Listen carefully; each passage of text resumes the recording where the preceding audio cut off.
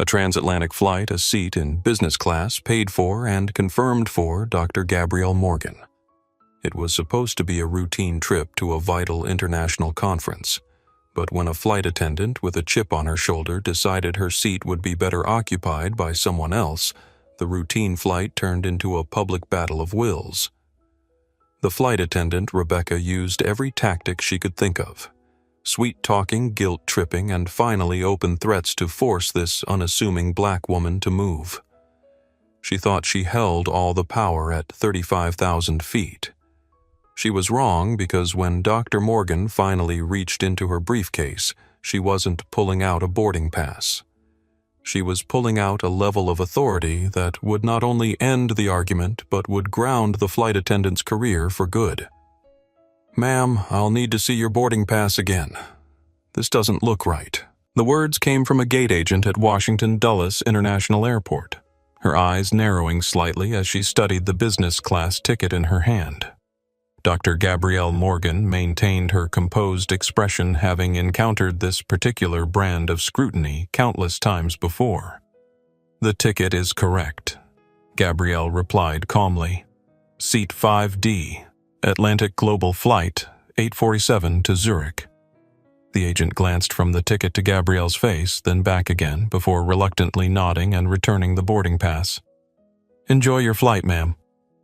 Gabrielle accepted her boarding pass with a polite smile that didn't quite reach her eyes. At 45, she had mastered the art of navigating these small indignities with grace.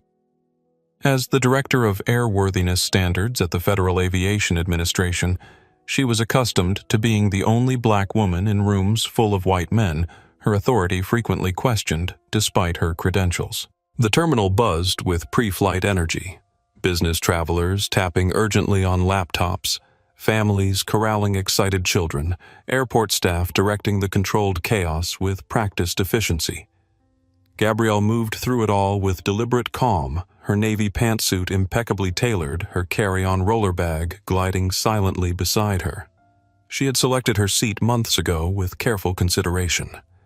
Seat 5D, a window seat in business class positioned forward of the wing for minimal noise with easy access to the lavatory, but not so close as to be disturbed by foot traffic. It was the kind of detailed planning that characterized both her professional and personal life.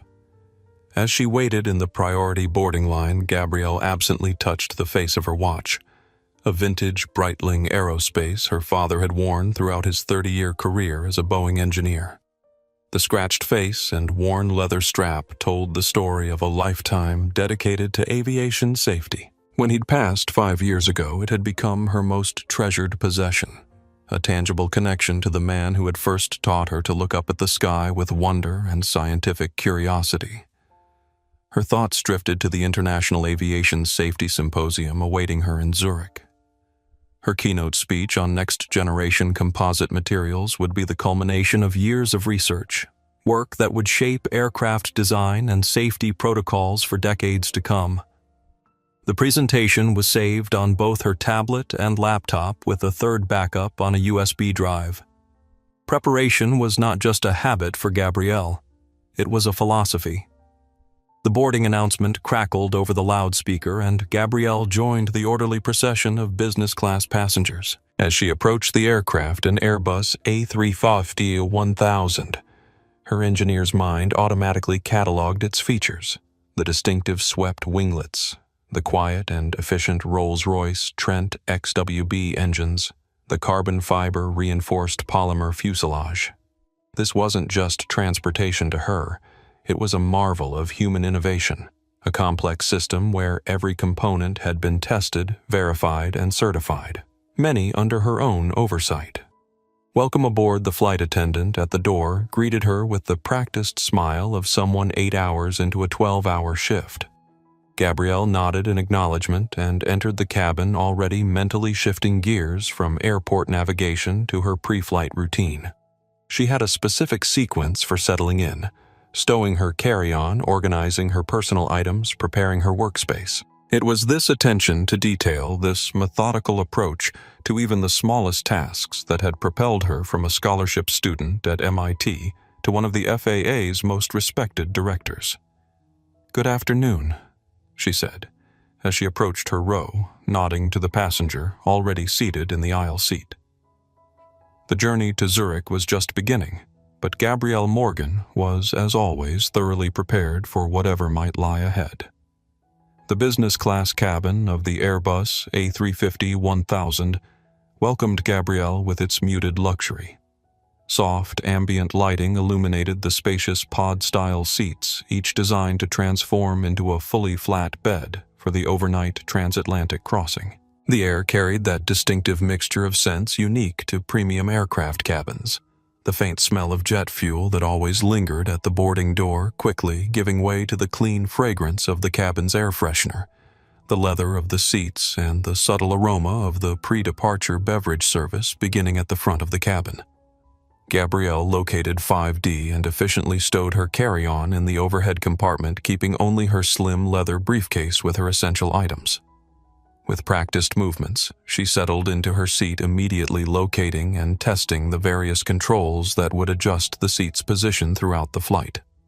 The window beside her offered a view of ground crew finishing their preparations, moving with purpose across the tarmac. From her handbag, she withdrew a small travel kit containing noise-canceling earbuds, an eye mask, and travel-sized skincare products for the dry cabin air. Each item had its place in the storage compartments built into her seat console. Next came her professional materials: a slim tablet for reading her notes for the symposium, and a small notebook with a fountain pen clipped to its cover. She arranged these within easy reach, creating an efficient workspace for the 8-hour flight. A flight attendant approached with a tray of welcome beverages. Sparkling water, please, Gabrielle requested, accepting the crystal glass with a slice of lime. As she sipped her water, Gabrielle's mind drifted back to the day she'd received her promotion to Director of Airworthiness Standards. It had been 3 years ago, but the memory remained vivid. Director Blackwood had called her into his office, unusually serious even for him. The board's decision was unanimous. "Gabrielle," he had said, sliding the official letter across his desk, "your work on the composite materials certification framework alone would have secured it, but combined with your leadership during the 737 recertification process..." He had paused, allowing himself a rare smile. "Well, let's just say it wasn't a difficult decision." She had accepted the position with the same quiet confidence with which she approached all professional challenges, even as she recognized its significance. In the FAA's 100-year history, she was only the second black woman to achieve a directorship in the Aviation Safety Division. Gabrielle was drawn back to the present as more passengers filed past her seat. She observed them with the subtle attention to detail that had become second nature in her career, noting their behaviors, their interactions with the crew, the way they handled their belongings. Safety assessment never truly stopped for her, even in casual settings. The distinctive click of the cabin door closing signaled that boarding was complete. Gabrielle felt the subtle shift in the aircraft as the jetway disconnected, followed by the gentle push as the tug began moving them back from the gate. This was the moment she loved. The transition from ground to air, from the mundane to the miraculous. No matter how many flights she took, she never lost her appreciation for the physics and engineering that made flight possible. She powered down her devices in preparation for takeoff, tucking her tablet into the seat pocket. Her fingers brushed the cool metal of her father's watch, and she found herself adjusting it slightly on her wrist. He had been the one who first explained lift and drag to her when she was just 7 years old, using paper airplanes in their backyard in Atlanta. "Remember, Gabby," he would say, "every force has a counterforce. The trick is making them work together instead of against each other." That lesson had served her well beyond aerodynamics. Gabrielle closed her eyes briefly, centering herself with a deep breath. The symposium, the presentation, the meetings with international counterparts, all would require her full focus and energy.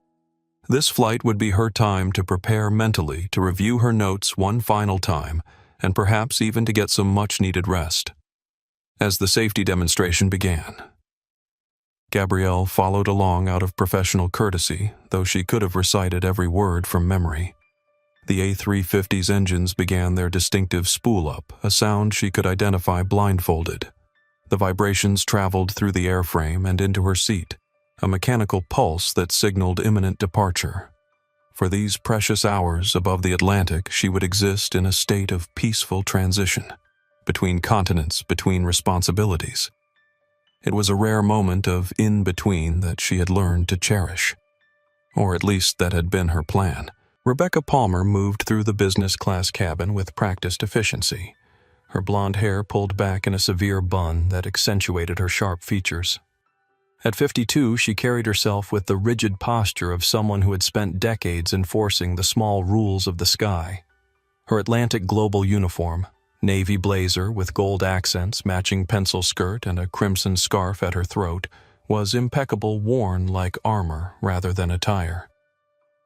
"We've got a seat issue in row 9, she informed her colleague Sofia Rodriguez, not bothering to lower her voice as she glanced at her manifest. "The system glitch is causing havoc again." Sophia, 27 and still relatively new to international routes, nodded attentively.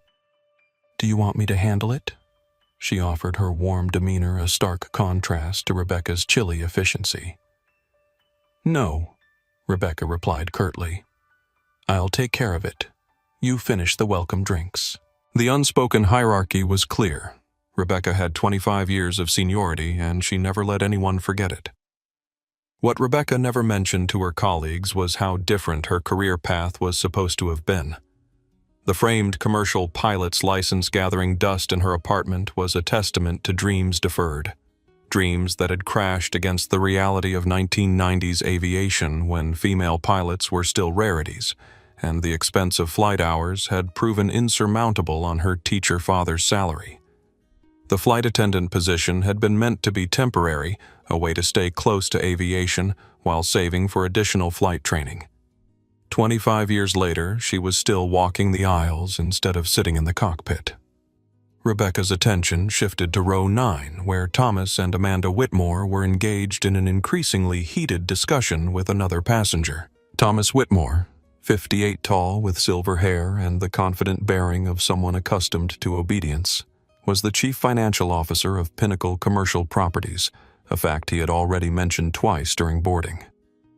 His wife Amanda, a petite woman of 56 with expensively maintained blonde hair and a tennis-toned physique, stood beside him clutching a designer handbag that cost more than Rebecca's monthly salary.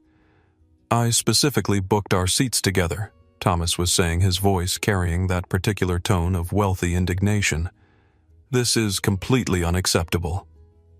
Rebecca approached with her most practiced customer service smile. "Mr. and Mrs. Whitmore, how can I assist you today?" Amanda turned immediately. "Thank goodness. We have a situation here. Thomas and I always sit together, but they've assigned me to 12B halfway across the cabin." Rebecca nodded sympathetically while quickly assessing the situation. The payment system glitch had been wreaking havoc with seat assignments for weeks, scrambling even confirmed bookings during the final database sync. It was a technical problem that had become a customer service nightmare. "Let me see what I can do," she said, taking their boarding passes. "We've been experiencing some technical issues with our reservation system." Thomas huffed impatiently. "Well, fix it. We're Premier Platinum members and spend over $50,000 annually with Atlantic Global." Rebecca's eyes scanned the cabin, mentally reviewing the seat map. Most of the business class cabin was full with elite status passengers, executives, consultants, and frequent flyers who would be equally resistant to moving. Her gaze settled on seat 5D, where a black woman sat alone by the window, focused on organizing some papers. Rebecca narrowed her eyes slightly, making a rapid series of calculations and assumptions. The woman wasn't dressed in the designer clothes typical of business-class travelers, wearing a pantsuit that, while professional, lacked the obvious luxury markers of the Whitmores. She wasn't chatting with other passengers or ordering champagne. She didn't fit Rebecca's mental image of the typical business-class traveler. "I believe I can solve this problem for you," she told the Whitmores with renewed confidence. "If you'll return to your assigned seat." Mr. Whitmore, I'll arrange for someone to move so Mrs. Whitmore can join you." As Thomas reluctantly returned to 9C, Rebecca made her way forward, Sophia watching curiously from the galley. Rebecca had developed a sixth sense over the years for which passengers would yield to her authority and which would resist. The woman in 5D struck her as someone who wouldn't cause problems, probably a last-minute upgrade or an employee traveling on a discounted ticket. Rebecca didn't notice the custom leather briefcase with government markings partially visible under the seat. She didn't register the precise way the woman had arranged her workspace, nor the Aerospace Engineering Journal among her reading materials. She saw only what she expected to see someone who didn't belong in the premium cabin, according to her biased mental rubric. "This should be simple," Rebecca murmured to herself, approaching row 5 with confident steps. Meanwhile, Thomas Whitmore settled into 9C, checking his Rolex and frowning. As a man who managed billions in commercial real estate assets, he was unaccustomed to waiting for anything. Amanda remained standing near the galley, scrolling through her phone where her lifestyle Instagram account, @AmandaWhitmoreLiving, showcased her curated existence of luxury travel exclusive fitness regimens and inspirational quotes about positivity and manifestation. Her latest post, a carefully staged photo of her boarding pass and a champagne flute, had already garnered hundreds of likes from followers aspiring to her level of privilege. "I don't see why someone can't just move," she muttered to Sophia, who was attempting to serve welcome drinks around her. "It's not like we're asking for something unreasonable." Sophia maintained her professional smile while silently disagreeing. In her 3 years with Atlantic Global, she had observed the same patterns repeatedly. The assumption that rules were flexible for some passengers and rigid for others, often along lines of privilege that rarely needed explicit acknowledgement. As Rebecca Palmer approached Dr. Gabrielle Morgan's seat, the invisible social machinery that had functioned smoothly for the Whitmores throughout their lives was about to encounter an unexpected disruption, one that would reveal how quickly assumed authority crumbles when confronted with the genuine article. "Excuse me, ma'am." Rebecca began, her voice carrying a sweetness that didn't reach her eyes. She leaned slightly into Gabrielle's personal space, one hand resting on the headrest of the seat in front. "I have a small favor to ask of you." Gabrielle looked up from her notes, her expression neutral but attentive. She had been in the middle of reviewing a technical passage about composite material stress tolerances when the shadow of the flight attendant fell across her papers. "How can I help you?" she asked, her tone professional and measured. Rebecca's practiced smile widened slightly. "We have a situation with a lovely couple Premier Platinum members who were unfortunately separated due to a booking error. Mr. Whitmore is in 9C and his wife is all the way back in 12B. She gestured vaguely toward the rear of the cabin. "I was hoping you might be willing to take Mrs. Whitmore's seat so they could sit together. It would be such a help to us." The request hung in the air. Gabrielle noticed immediately how Rebecca had addressed her as ma'am, while referring to Amanda Whitmore as Mrs. Whitmore, a subtle but telling distinction in formality. She also caught the emphasis on the couple's elite status, as if that should automatically persuade her. Several rows back, Amanda Whitmore stood watching, arms crossed, a look of expectant entitlement on her face. Behind her, Sophia pretended to be busy with the beverage cart while keeping an eye on the interaction. "I understand the situation," Gabrielle replied calmly, "but I specifically selected this seat months ago for this flight. It's a window seat away from the galley, which I need for work and rest during this overnight flight. I'm afraid I'll need to decline."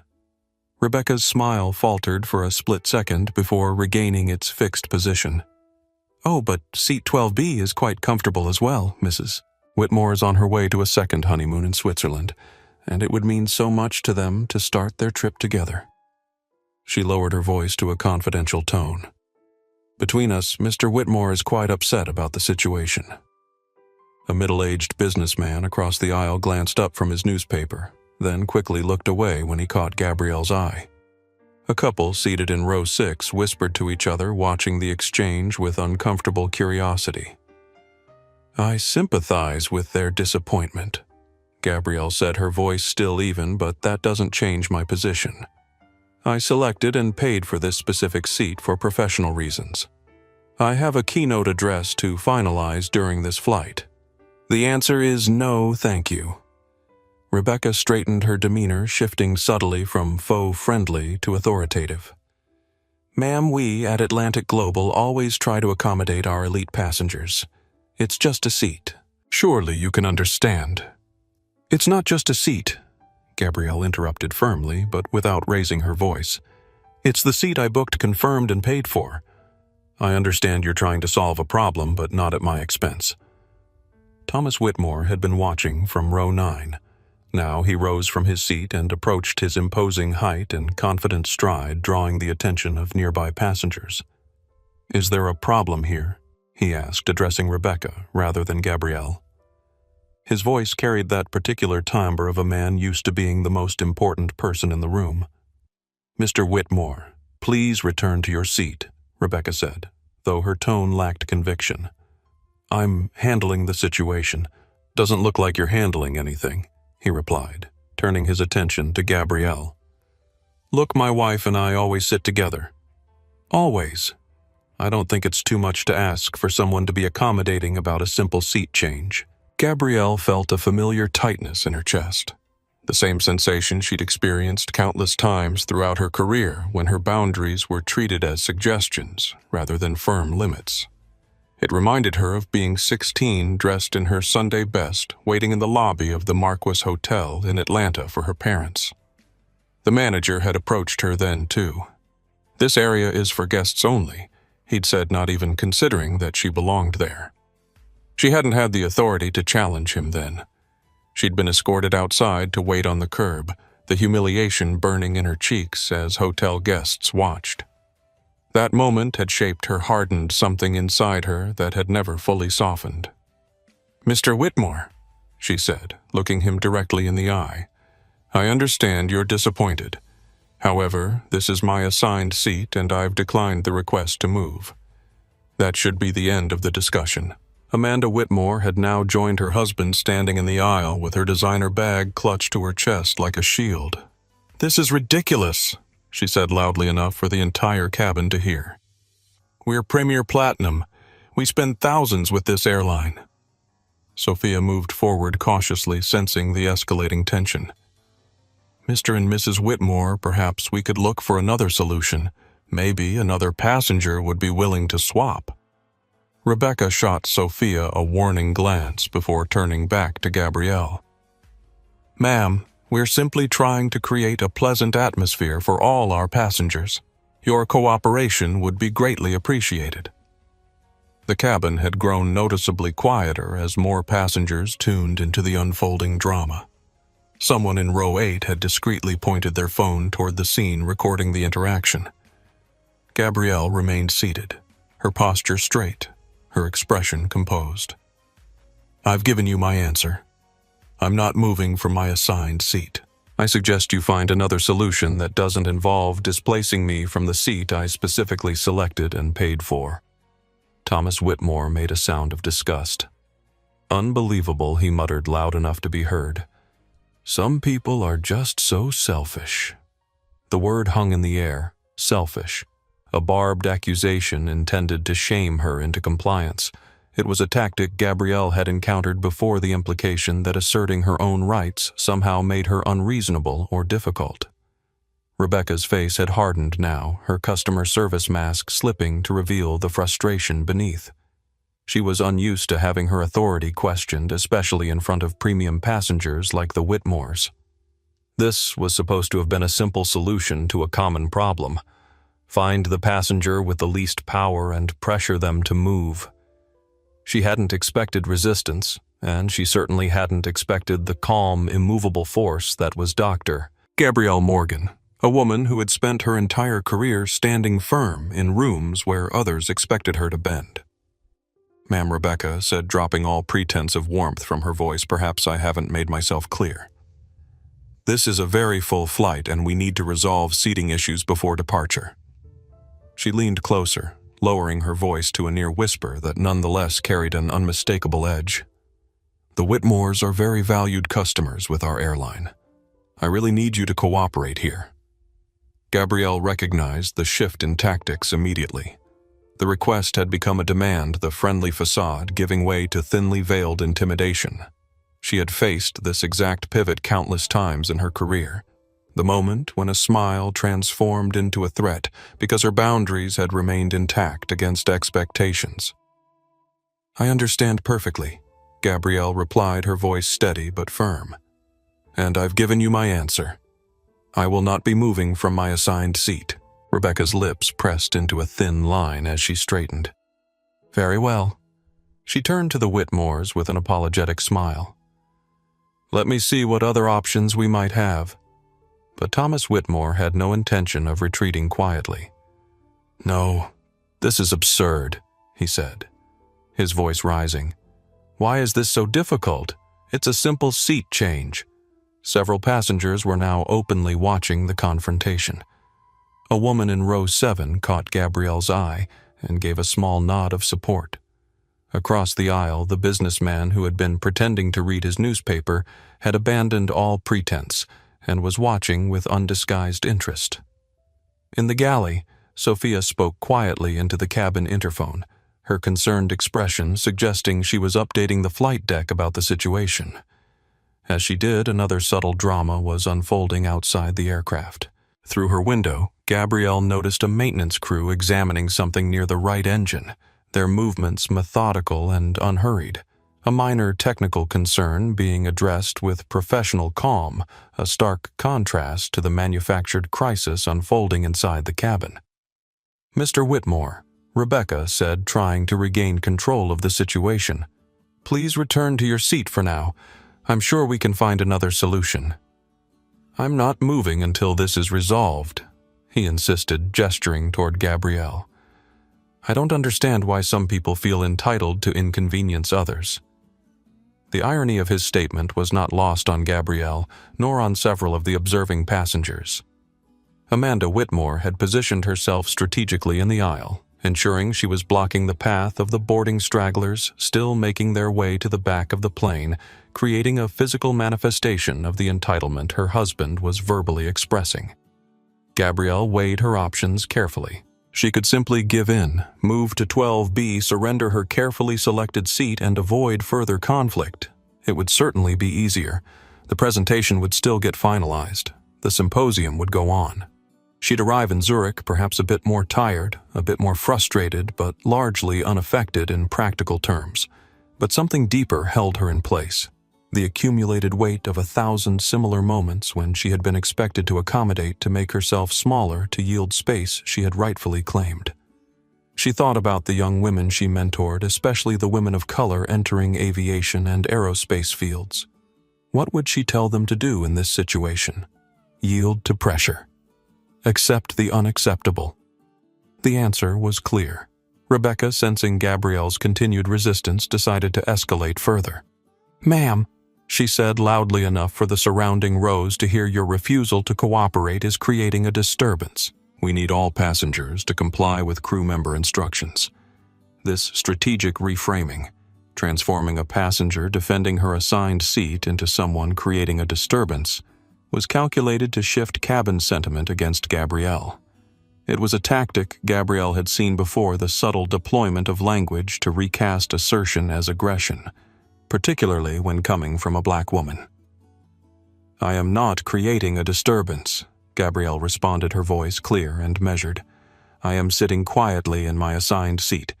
The disturbance is coming from those demanding I give it up." A murmur of agreement came from somewhere behind them.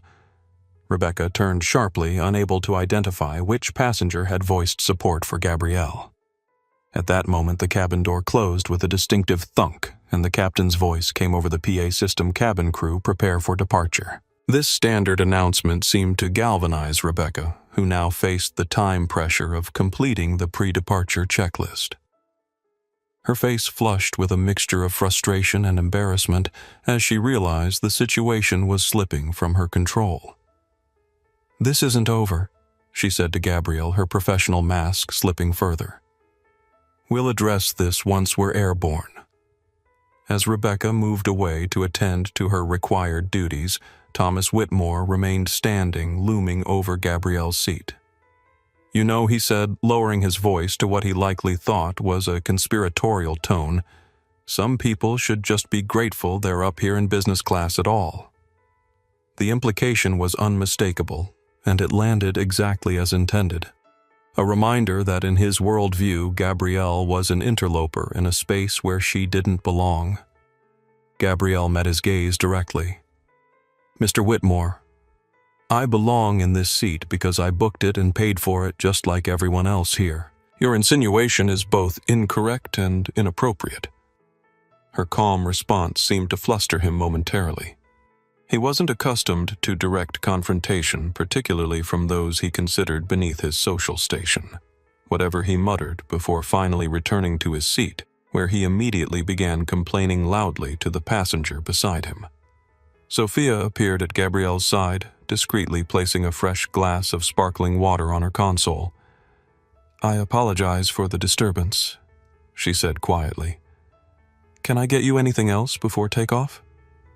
The small gesture of professional courtesy, treating Gabrielle as a valued passenger rather than a problem to be solved, did not go unnoticed. "Thank you." "No," Gabrielle replied with a brief, genuine smile. "This is perfect." As the aircraft began pushing back from the gate, Gabrielle glanced out her window again. The maintenance crew had completed their check and given the all-clear. The complex machinery of the aircraft, each component tested, certified, and functioning in harmony, continued its preparations for flight, indifferent to the human drama unfolding within its fuselage. She knew, however, that Rebecca Palmer was not finished. The flight attendant's expression as she'd walked away had made that clear. This was merely the intermission before the next act. The initial climb out of Dulles had been smooth, the A350 rising effortlessly through scattered clouds into clear blue skies above. The seatbelt sign dinged off and the cabin crew began their service preparations. For a brief moment, Gabrielle hoped that perhaps the confrontation had ended, that Rebecca had reconsidered or found another solution for the Whitmores. That hope evaporated when she saw Rebecca making her way purposefully down the aisle, Flight Service Director Michael Reynolds following close behind her. Michael, a tall man in his early 50s with salt and pepper hair and a perpetually concerned expression, seemed to be trying to interject something. But Rebecca was clearly leading this procession. They stopped at Gabrielle's row, Rebecca positioning herself directly in the aisle, while Michael hung back slightly, his discomfort evident in his body language. "Ma'am," Rebecca began, her voice now carrying an official tone, "I need to speak with you about your continued refusal to comply with crew member instructions." Gabrielle closed her tablet and placed it on the console, giving Rebecca her full attention. "I wasn't aware that declining to give up my assigned seat constituted non-compliance with crew instructions," she replied evenly. Rebecca's jaw tightened.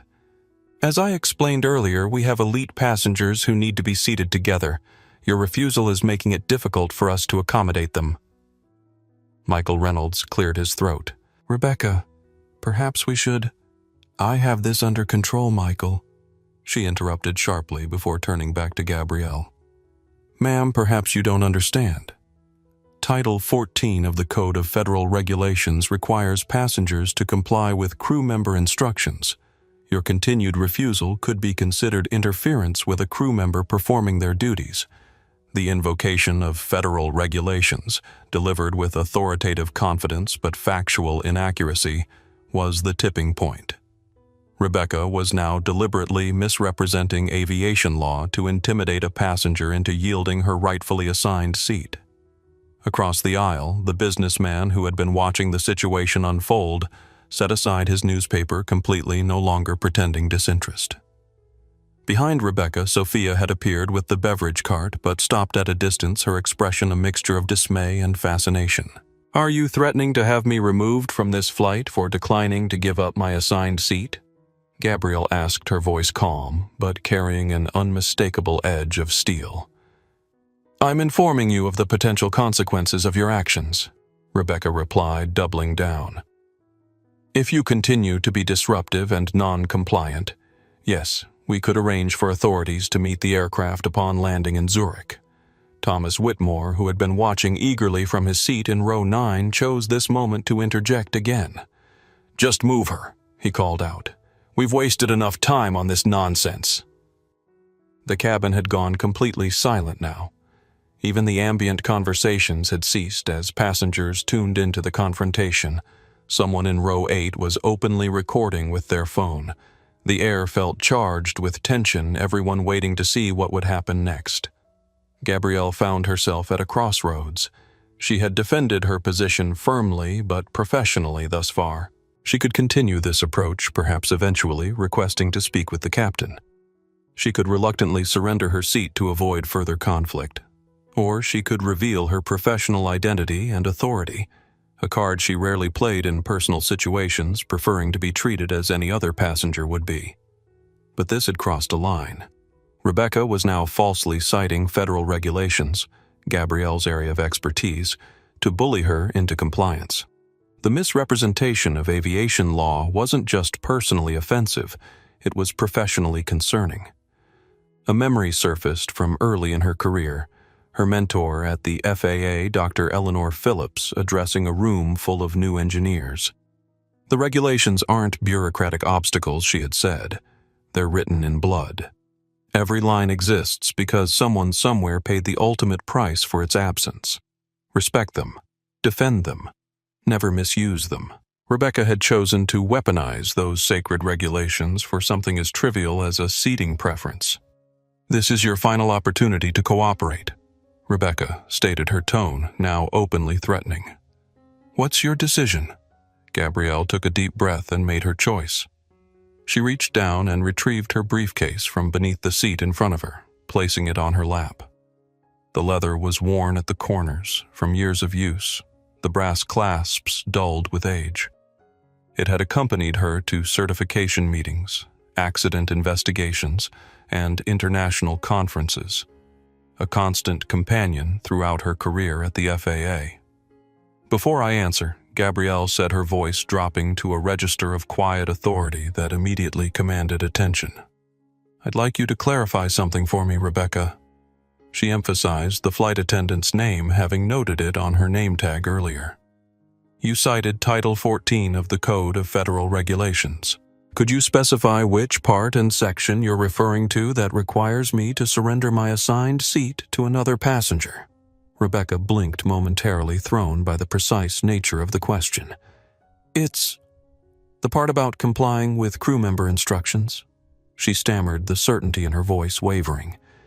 "You mean 14 CFR 91.111, Gabrielle asked. "Yes, that's it," Rebecca replied, relief evident in her voice at being provided the specific citation. "Interesting," Gabrielle said, unclasping her briefcase with deliberate slowness. "Because 14 CFR 91.111 states, and I quote, 'No person may assault, threaten, intimidate, or interfere with a crew member in the performance of the crew member's duties aboard an aircraft being operated.'" She paused, allowing the actual regulation to hang in the air. Michael Reynolds shifted uncomfortably beside Rebecca, clearly recognizing that something had changed in the dynamic. "The key phrase there," Rebecca Gabrielle continued, "is in the performance of the crew member's duties. Your duties involve ensuring the safety and security of this cabin. They do not extend to coercing passengers to surrender their assigned seats based on the status or preferences of other passengers." Rebecca's face had begun to pale. "I'm not coercing anyone. I'm trying to solve a seating issue." "No," Gabrielle interrupted firmly. "You created a seating issue by attempting to displace me from my assigned seat rather than exploring other solutions. When I declined, you escalated to public pressure tactics. When those failed, you misrepresented federal aviation regulations to threaten me with legal consequences. That is not problem solving. That is harassment and intimidation." A ripple of murmurs spread through the nearby rows. The passenger filming had moved closer to capture the exchange more clearly. With methodical precision, Gabrielle reached into her briefcase and withdrew a leather portfolio. She didn't immediately open it, instead fixing Rebecca with a steady gaze. "Since you've decided to invoke federal aviation regulations," Gabrielle said, her voice now carrying the unmistakable weight of authority, "I believe it's important that we're all clear on what they actually state and who enforces them." Rebecca's expression had shifted from confidence to growing uncertainty. Something about Gabrielle's demeanor had changed. A subtle transformation from defensive passenger to something else entirely. "Who exactly do you think you are?" Thomas Whitmore called, from his seat, his voice carrying a note of derision. Gabrielle didn't respond to him directly. Instead, she opened the leather portfolio to reveal an official government credential. The gold-embossed seal of the Department of Transportation caught the cabin lighting, the holographic elements shifting as she tilted it slightly toward Rebecca and Michael. "My name is Dr. Gabrielle Morgan," she stated clearly. "I am the director of the Office of Airworthiness Standards at the Federal Aviation Administration. I am an Aviation Safety Inspector, credential number 892-7341. The silence that followed was absolute. Rebecca stared at the credentials, her face draining of all remaining color. Michael Reynolds's eyes widened in recognition and what could only be described as professional horror. From his seat, even Thomas Whitmore had been rendered speechless. For Gabrielle, the moment carried no triumph, only a deep sense of weariness. She hadn't wanted this confrontation. She hadn't wanted to invoke her professional authority in a personal situation. But when aviation regulations, the very rules she had devoted her life to developing and enforcing, were being misused as tools of intimidation, she could not remain silent. Now Gabrielle said, her voice steady and controlled. "I believe it's time we discussed the actual violation of federal regulations that's occurred on this flight."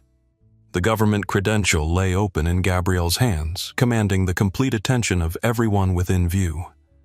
The leather folio displayed not just a photo ID and a job title, but a symbol of federal authority that carried genuine weight in the aviation world, especially within the confined space of an aircraft cabin. Rebecca Palmer stood frozen, her mouth slightly open, no words forthcoming. The transformation was remarkable. Seconds earlier, she had been the picture of assertive authority.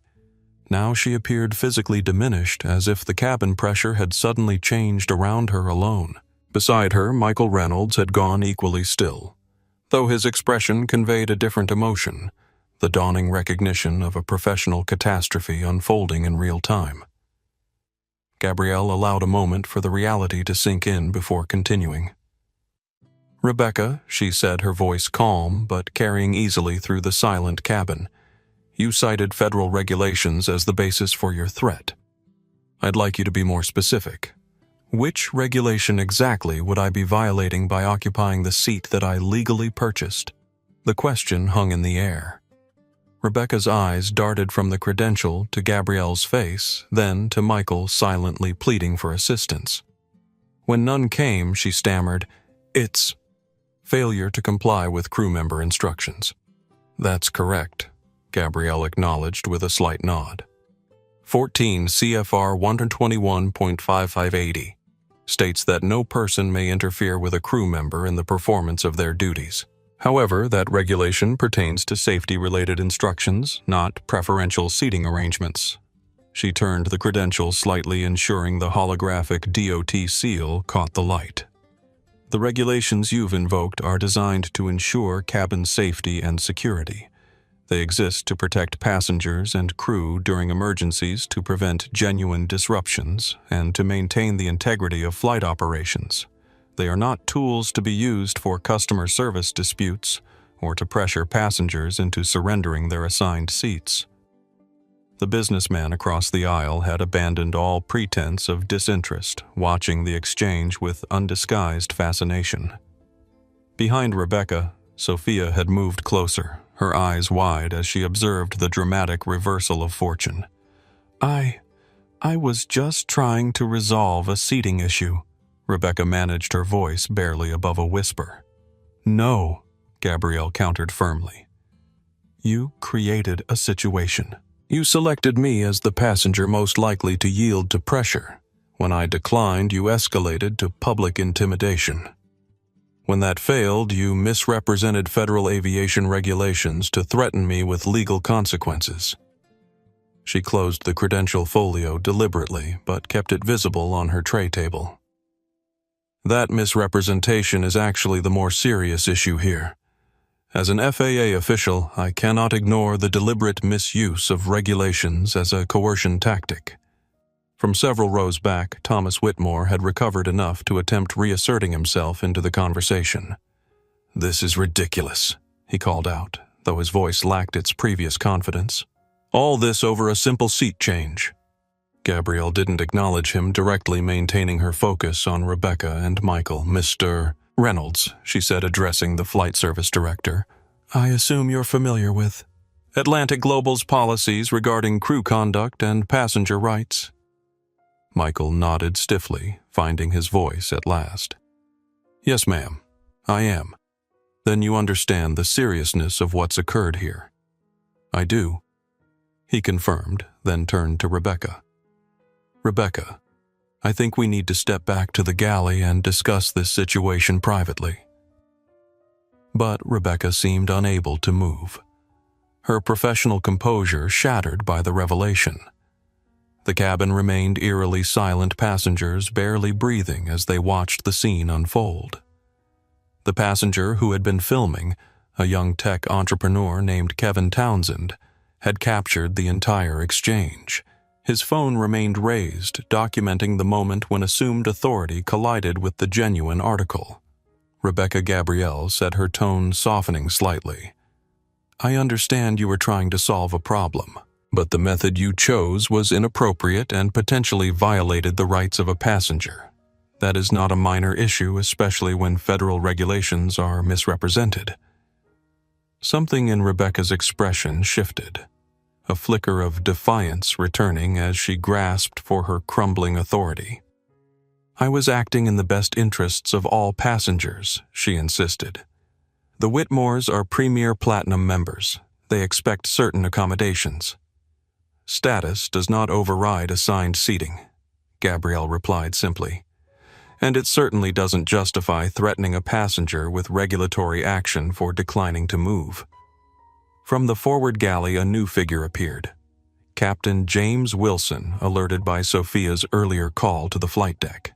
His presence brought an immediate shift in the cabin atmosphere, his captain's uniform carrying its own unmistakable authority. "What's the situation here?" he asked, his voice carrying the calm confidence of someone who had managed countless in-flight crises. Michael stepped forward quickly. "Captain, we have a situation that requires your attention." Gabrielle remained seated, her credentials still visible on the tray table, her expression composed. As Captain Wilson approached, his eyes fell to the credential recognition dawning immediately on his face. The dynamic had shifted once again. In the hierarchy of an aircraft, the captain's authority was absolute, but even captains answered to the FAA. Captain James Wilson surveyed the scene before him, his experienced eyes quickly assessing the situation. A 25-year veteran with Atlantic Global, he had managed equipment failures, medical emergencies, and severe turbulence with unflappable calm. This, however, was a different category of in-flight incident, one with potentially serious professional consequences. "Dr. Morgan," he said, his voice carrying respect rather than the condescension Rebecca had shown. "I'm Captain James Wilson." "What seems to be the issue here?" Gabrielle gestured to her credential on the tray table. "Captain Wilson, I'm Dr. Gabrielle Morgan, Director of Airworthiness Standards at the FAA. I've been subjected to harassment by your flight attendant, Ms. Palmer, who attempted to force me to surrender my assigned seat to accommodate other passengers. When I declined, she misrepresented federal aviation regulations and threatened me with removal from the aircraft." Captain Wilson's expression remained professional, but his jaw tightened noticeably. He turned to Rebecca. "Is this accurate, Ms. Palmer?" Rebecca seemed to shrink under his gaze. "I was trying to resolve a seating issue with the Whitmores. They're Premier Platinum members who were separated due to a system glitch. That doesn't answer my question, the captain said evenly. Did you threaten Dr. Morgan with regulatory action for declining to give up her assigned seat? I informed her of the consequences of failing to comply with crew instructions. Rebecca replied, her voice uncertain. Rebecca. Michael interjected his tone, conveying the seriousness of the situation. Did you cite federal regulations as the basis for asking Dr. Morgan to move? Yes, but that's enough, Captain Wilson said, cutting off her explanation. He turned back to Gabrielle. Dr. Morgan, on behalf of Atlantic Global and this crew, I offer my sincere apologies for this incident. This is completely unacceptable and unprofessional behavior that does not reflect our airline's policies or values. The transformation in the cabin was palpable. The power dynamic hadn't merely shifted. It had been completely inverted. Rebecca stood silent now, her earlier authority evaporated. Michael Reynolds had moved slightly away from her, a subtle but significant distancing. From their seats, the Whitmores watched with expressions of growing dismay. The audience that had earlier seemed to empower Rebecca now bore witness to her professional undoing. Captain Wilson turned toward the Whitmores. Mr. and Mrs. Whitmore, you have two options.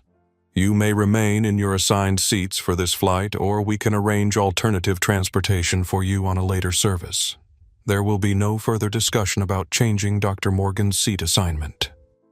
Thomas Whitmore, his face flushed with a mixture of embarrassment and anger, remained silent for once.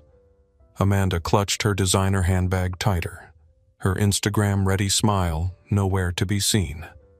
The captain then addressed Rebecca directly. Ms. Palmer, you are relieved of cabin duties for the remainder of this flight. Report to the aft galley. Ms. Rodriguez will take over your responsibilities in the forward cabin. The words fell like a hammer blow. To be removed from duty mid-flight was the ultimate professional humiliation, a public declaration of failure that would require formal documentation in her employment record. Captain, that's not necessary, Rebecca protested weakly. I was just trying to... It is both necessary and appropriate, he interrupted firmly. Mr. Reynolds will escort you to the aft galley. We will discuss this matter further upon arrival in Zurich. Michael nodded, gesturing for Rebecca to precede him toward the rear of the aircraft. She moved woodenly, her face a mask of shock and disbelief, avoiding eye contact with passengers who now watched her with expressions ranging from sympathy to contempt.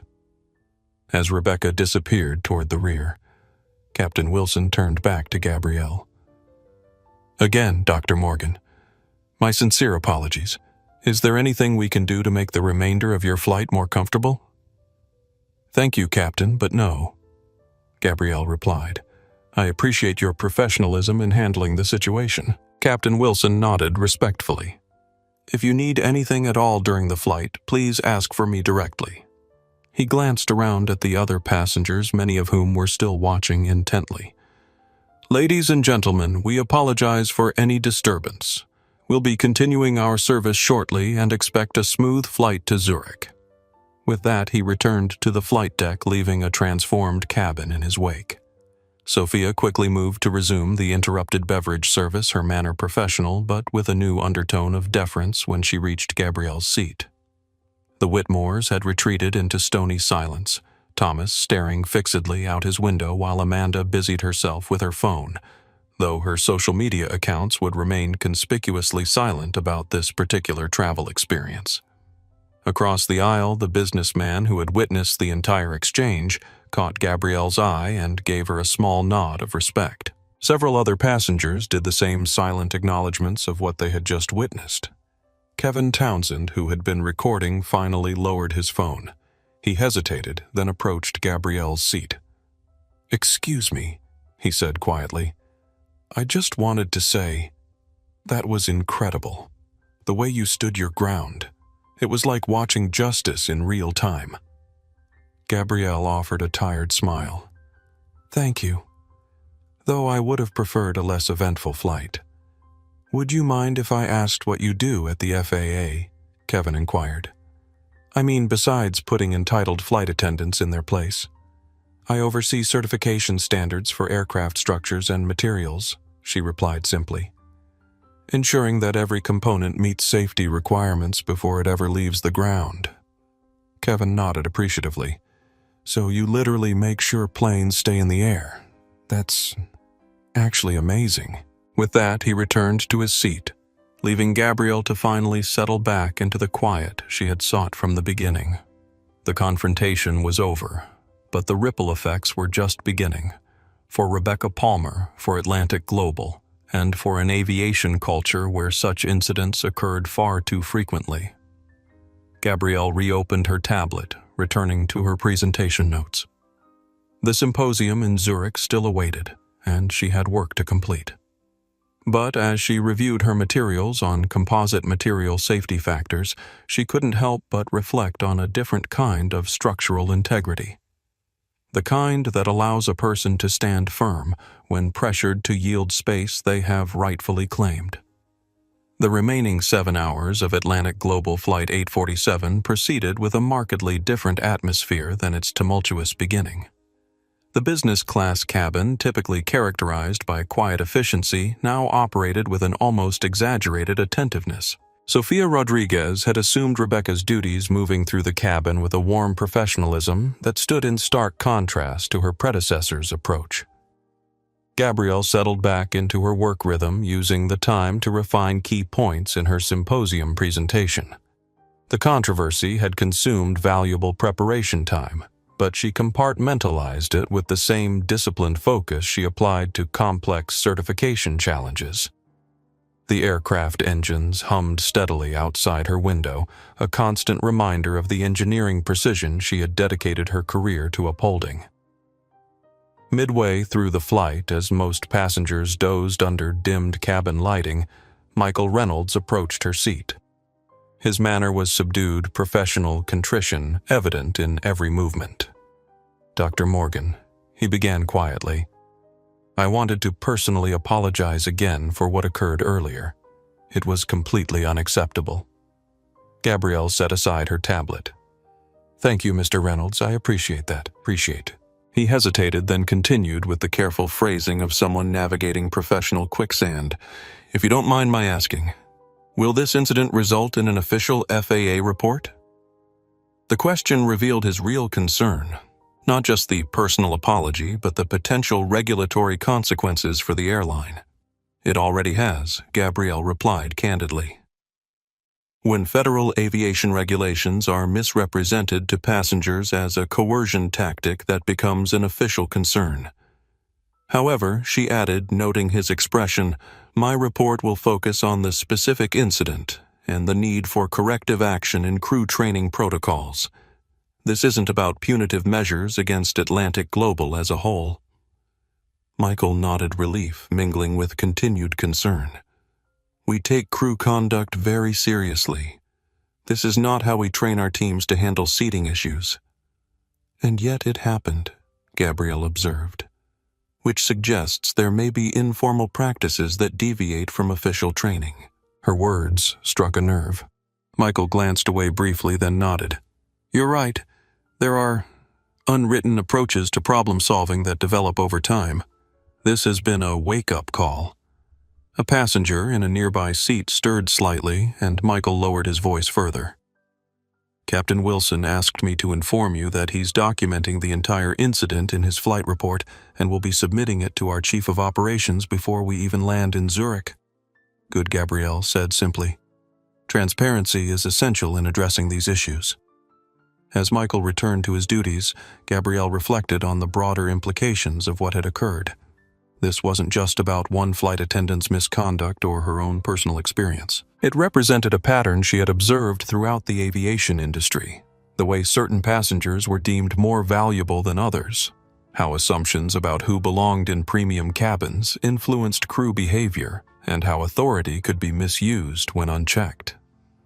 Later in the flight, as the first hints of dawn appeared on the eastern horizon, Captain Wilson himself emerged from the flight deck during his break.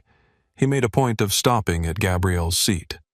"Dr. Morgan," he said, his voice carrying the measured tone of command, "I wanted to check that everything has been satisfactory since our earlier situation." "Yes, Captain. Thank you," she replied. "Ms. Rodriguez has been excellent." He nodded, then lowered his voice. "I should mention that I recognize your name from your work on the Composite Materials Certification Framework. It's been required reading for captains transitioning to the A350 fleet. Your standards are the reason we can fly these aircraft with complete confidence." The recognition of her professional contributions, offered respectfully colleague to colleague, stood in marked contrast to how she had initially been treated on the flight. "That's good to hear," Gabrielle said. "The framework was the result of many people's efforts, but I'm pleased it's serving its purpose." "It certainly is," Wilson affirmed. "Every time I look at these composite wings flexing during turbulence, I'm grateful for the rigorous standards behind them." After the captain returned to the flight deck, Gabrielle turned to watch the gradual lightening of the sky outside her window. The aircraft was beginning its gradual descent toward the Swiss Alps, the curvature of the earth visible on the distant horizon. Below, the lights of European cities twinkled like earthbound constellations. As the fasten seatbelt sign illuminated for landing, Gabrielle stowed her materials and prepared for arrival. The Whitmores had remained notably silent for the remainder of the flight, their earlier entitlement seemingly diminished by the public revelation of their behavior. Several times during the flight, she had caught Thomas glancing in her direction, his expression unreadable. Sophia distributed landing cards and offered a final round of beverages before touchdown. When she reached Gabrielle's seat, there was respect in her eyes that went beyond standard customer service. "Dr. Morgan," she said quietly as she collected Gabrielle's empty water glass. "Thank you." The simple statement carried layers of meaning that needed no elaboration. Sophia, who had witnessed Rebecca's behavior from a position of limited power to intervene, was expressing gratitude not just for Gabrielle's personal stand, but for the accountability that might prevent similar incidents in the future. As the A350 descended through scattered clouds toward Zurich International Airport, Gabrielle felt a complex mixture of emotions. The vindication of standing her ground was tempered by the exhaustion that always accompanied such confrontations. There was no triumph in having to defend her right to occupy space she had legitimately claimed, only a weary satisfaction that she had done so successfully. The gentle bump of landing gear touching Swiss tarmac signaled the end of Atlantic Global Flight 847, but only the beginning of the consequences that would unfold from a routine business class dispute that had escalated into something much more significant. For Rebecca Palmer, for the Whitmores, for Atlantic Global Airlines, and for an industry that still struggled with the basic principle that all passengers deserving equal respect, regardless of appearance, background, or assumptions about where they belonged. The grand ballroom of the Zurich International Conference Center hummed with the particular energy unique to gatherings of experts passionate about their field. Hundreds of aviation professionals from around the world, engineers, regulators, manufacturers, and airline representatives, had assembled for the International Aviation Safety Symposium, one of the industry's most prestigious technical events. Dr. Gabrielle Morgan stood at the podium, her presentation on next-generation composite materials displayed on the massive screen behind her. Despite the disrupted flight and minimal rest, she projected confident authority as she addressed the assembled experts. "The challenge we face isn't just developing new materials," she explained, "manipulating the remote to display a complex stress analysis graph, but creating certification frameworks that accurately predict their performance throughout an aircraft's lifespan. Traditional metal fatigue models simply don't apply to carbon fiber reinforced polymers." The audience was rapt, many taking notes as Gabrielle guided them through the technical intricacies of her research. This was her element, the precise world of material science, structural integrity, and safety margins, where her expertise was unquestioned. "What we've developed at the FAA," she continued advancing to the next slide, "is a multimodal testing protocol that accounts for the unique characteristics of composite delamination under varied stress conditions." From the third row, Dr. Hans Müller from Airbus nodded appreciatively. Beside him, representatives from Boeing Bombardier and Embraer were equally engaged, recognizing the significance of the work being presented. These were her peers, the engineers and scientists who understood the critical importance of the standards she helped establish. "The certification pathway I'm proposing today," Gabrielle said, nearing her conclusion, "would standardize these testing protocols across all regulatory jurisdictions, ensuring consistent safety standards, regardless of where an aircraft is manufactured or certified." As she fielded questions from the audience, navigating complex technical challenges with ease, no one would have guessed the ordeal she had endured just hours earlier. Her responses were measured, authoritative, and precise. The same qualities she had displayed in the confrontation aboard Flight 847, but now directed toward advancing aviation safety rather than defending her personal dignity. When the session ended, Gabrielle was approached by a young woman in her early 30s, Dr. Amara Okafor, a promising materials scientist from the European Union Aviation Safety Agency. Dr. Morgan Amara began her expression, conveying genuine admiration. "Your work on thermal expansion differentials in hybrid composites is revolutionary. I've based much of my research on your methodologies." Gabrielle smiled warmly. "That's gratifying to hear. I've actually read your paper on microcrack propagation in layered composites. Excellent work." Amara beamed at the recognition. "Thank you.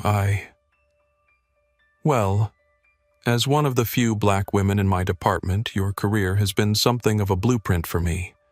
The way you've navigated this industry while maintaining scientific rigor and integrity is remarkable." The comment touched Gabrielle more deeply than Amara could know, especially following the events of the flight. Here was the next generation of aviation professionals building upon foundations she had helped establish, facing many of the same challenges she had encountered throughout her career. "The industry is changing," Gabrielle replied, though not as quickly as we might hope. "The important thing is that you're at the table when decisions are made. Your voice matters." "Speaking of which," Amara said, lowering her voice slightly, "there's quite a buzz about something that happened on your flight. Someone from Atlantic Global mentioned an incident with a flight attendant, and an FAA official news traveled fast in aviation circles, particularly when it involved regulatory authorities." Gabrielle maintained her professional composure, unwilling to fuel gossip. "There was a misunderstanding about seating assignments," she said simply. "It's being addressed through appropriate channels." Amara nodded, understanding the discretion. "Well, whatever happened, I'm glad you made it here. Your presentation was the highlight of the symposium so far."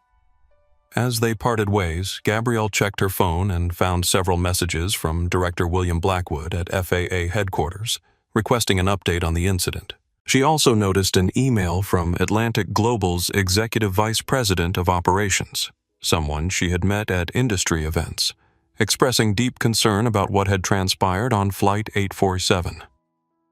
Throughout the remainder of the day, Gabrielle participated in panel discussions, technical breakout sessions, and the inevitable networking that accompanied such conferences. Several colleagues made oblique references to the incident, which was clearly spreading through the aviation community's informal communication channels.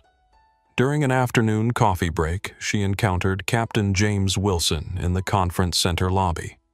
He had been scheduled to attend the symposium as Atlantic Global's representative even before their paths had crossed on Flight 847. "Dr. Morgan," he greeted her with professional respect. "I was hoping to see you here. Your presentation was excellent, especially considering the circumstances of your journey." "Thank you, Captain," she replied. "I understand you'll be participating in the Crew Resource Management panel tomorrow." He nodded. "Yes, though ironically recent events have provided a case study I hadn't anticipated including in my remarks. Sometimes the most valuable lessons come from unexpected places," Gabrielle observed. Wilson's expression turned more serious. "I want you to know that I submitted my full report as soon as we landed. Our Chief of Operations has already reviewed it and assures me that appropriate action will be taken." "I appreciate your professionalism," Gabrielle said. both during the incident and afterward. As she returned to the conference sessions, Gabrielle reflected on the stark contrast between her treatment on the aircraft and the respect she commanded in these professional settings. In the symposium environment, her expertise was recognized and valued without question. Her right to occupy space, physical and intellectual, was taken for granted. The incident on Flight 847 had thrown that disparity into sharp relief. Same person, same credentials, entirely different assumptions based on context and appearance. When the day's sessions concluded, Gabrielle returned to her hotel room and dedicated an hour to drafting 2 carefully worded emails. The first went to Atlantic Global's executive leadership, detailing the incident with clinical precision and recommending specific improvements to crew training protocols. The second went to Director Blackwood, officially documenting the misrepresentation of FAA regulations and requesting a formal review of how aviation regulations were being interpreted and applied by cabin crews across the industry. Neither email was vengeful or emotional. Both focused on structural improvements rather than individual punishment. This approach had defined Gabrielle's career, identifying weaknesses in systems and developing robust solutions that would prevent future failures. As she prepared for the symposium dinner that evening, Gabrielle knew that her actions would have consequences extending far beyond one flight attendant or one airline. The incident had created an opportunity to address deeper issues within aviation culture, an opportunity she intended to use wisely and effectively. The response from Atlantic Global Airlines came swiftly and at the highest levels. By the morning after Gabrielle's emails, her phone displayed a message from CEO Richard Harrington himself requesting a private meeting at her convenience during the symposium. They met in a quiet corner of the hotel's executive lounge, away from the bustle of the main conference areas. Harrington, a former pilot who had worked his way into the corporate suite, carried himself with the direct manner of someone accustomed to addressing problems head-on. "Dr. Morgan," he began after preliminary pleasantries. "I want to personally apologize for what happened aboard Flight 847. It was inexcusable and entirely contrary to our values and policies as an organization." Gabrielle nodded, appreciating the direct approach. "Thank you for acknowledging that, Mr. Harrington. I've reviewed Captain Wilson's report as well as statements from Mr. Reynolds and several passengers," he continued. "The behavior exhibited by Ms. Palmer was completely unacceptable, particularly the misrepresentation of federal regulations. That aspect is particularly concerning from the FAA's perspective," Gabrielle noted. "Regulations exist to ensure safety, not as tools for passenger manipulation." Harrington nodded grimly. "Absolutely. We've already launched a comprehensive internal investigation. Ms. Palmer has been placed on immediate administrative leave pending its outcome. But I want to assure you this goes beyond one employee. We're examining how our training protocols may have contributed to this situation." "That's encouraging to hear," Gabrielle replied. "My concern is not with individual punishment, but with addressing underlying patterns that allow such incidents to occur." On that front, Harrington said, "I'd like to discuss your recommendations for improving our crew training. Your email contained several specific suggestions that our training department is already evaluating." They spent the next half hour discussing practical changes to Atlantic Global's approach to passenger management seating disputes and proper application of regulatory authority. Throughout the conversation, Harrington maintained a tone of genuine commitment to improvement rather than mere damage control. "One last thing, Dr. Morgan," he said as their meeting concluded. "I understand you declined any form of compensation for this incident." "That's correct," she confirmed. "This isn't about personal benefit." "I respect that position," Harrington replied. "But I want you to know that we're establishing a scholarship fund for underrepresented students pursuing aviation careers, with an emphasis on regulatory and safety specialties. We'd be honored if you would consider serving on the selection committee." The gesture was meaningful. Not a private compensation that would disappear into her bank account, but a structural change that might help address the broader issues at play. "I'd be happy to participate in that initiative," Gabrielle said. Thank you for taking this approach. Back at the symposium, Gabrielle found a message waiting from Director William Blackwood. His response to her report was equally swift, though more bureaucratically framed than Harrington's direct approach. Dr. Morgan. The message began.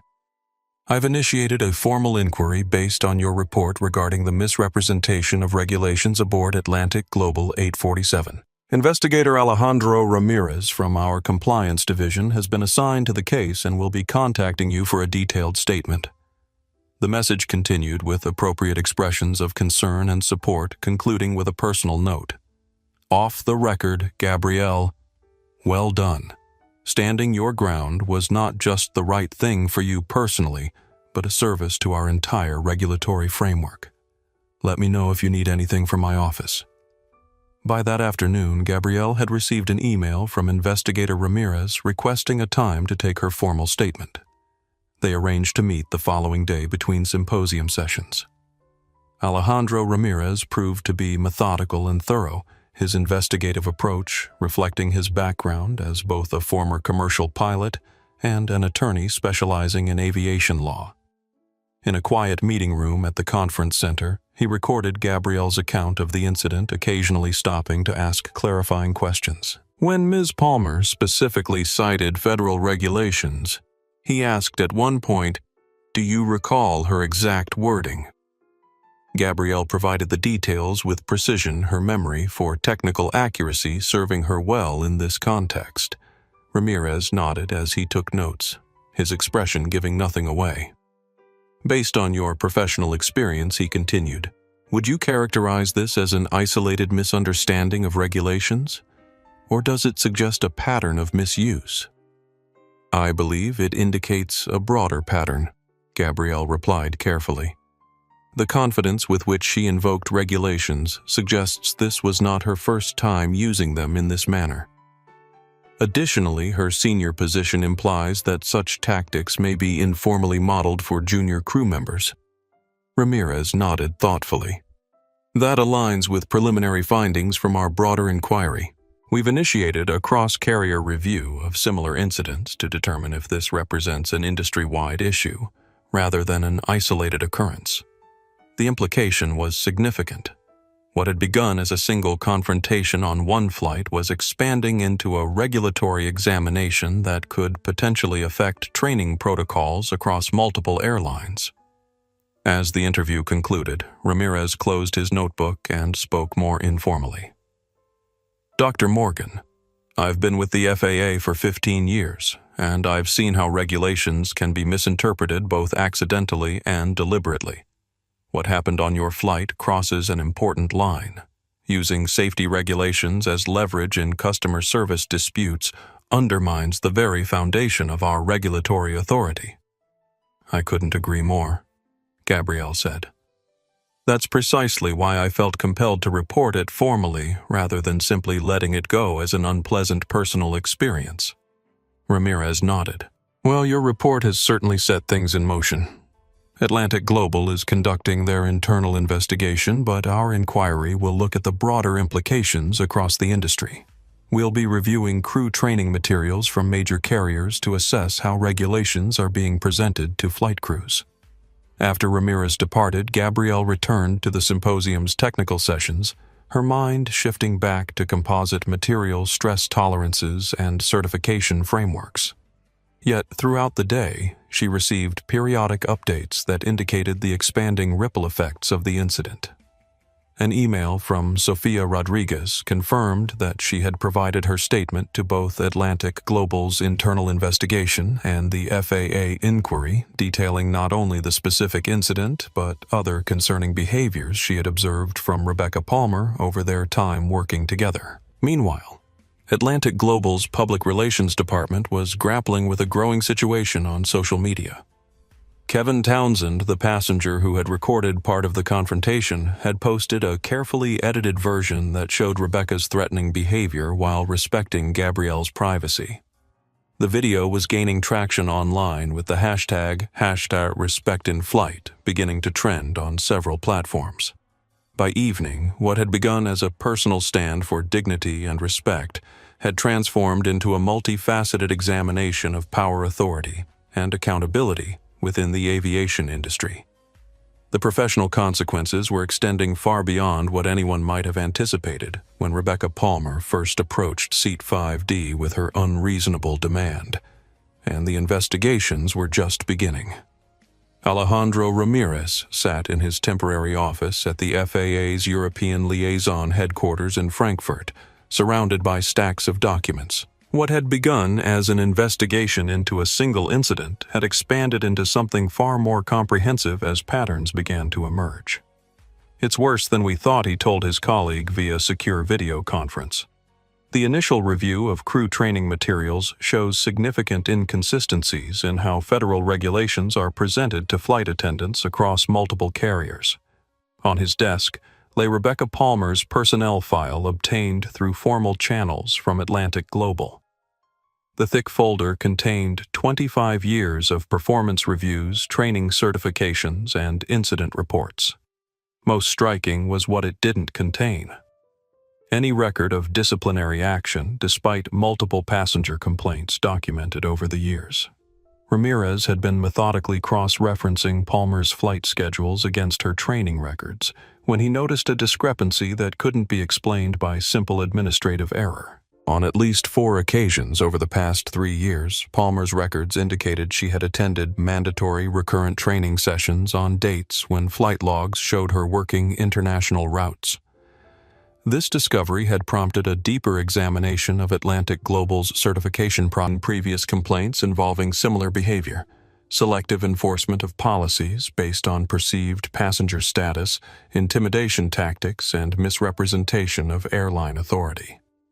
Richard Harrington, who had met with Gabrielle in Zurich, leaned forward with a troubled expression. "Why wasn't this pattern flagged earlier?" "That's the concerning part," Rivera replied. "Many of these complaints were dismissed at the department level without proper investigation.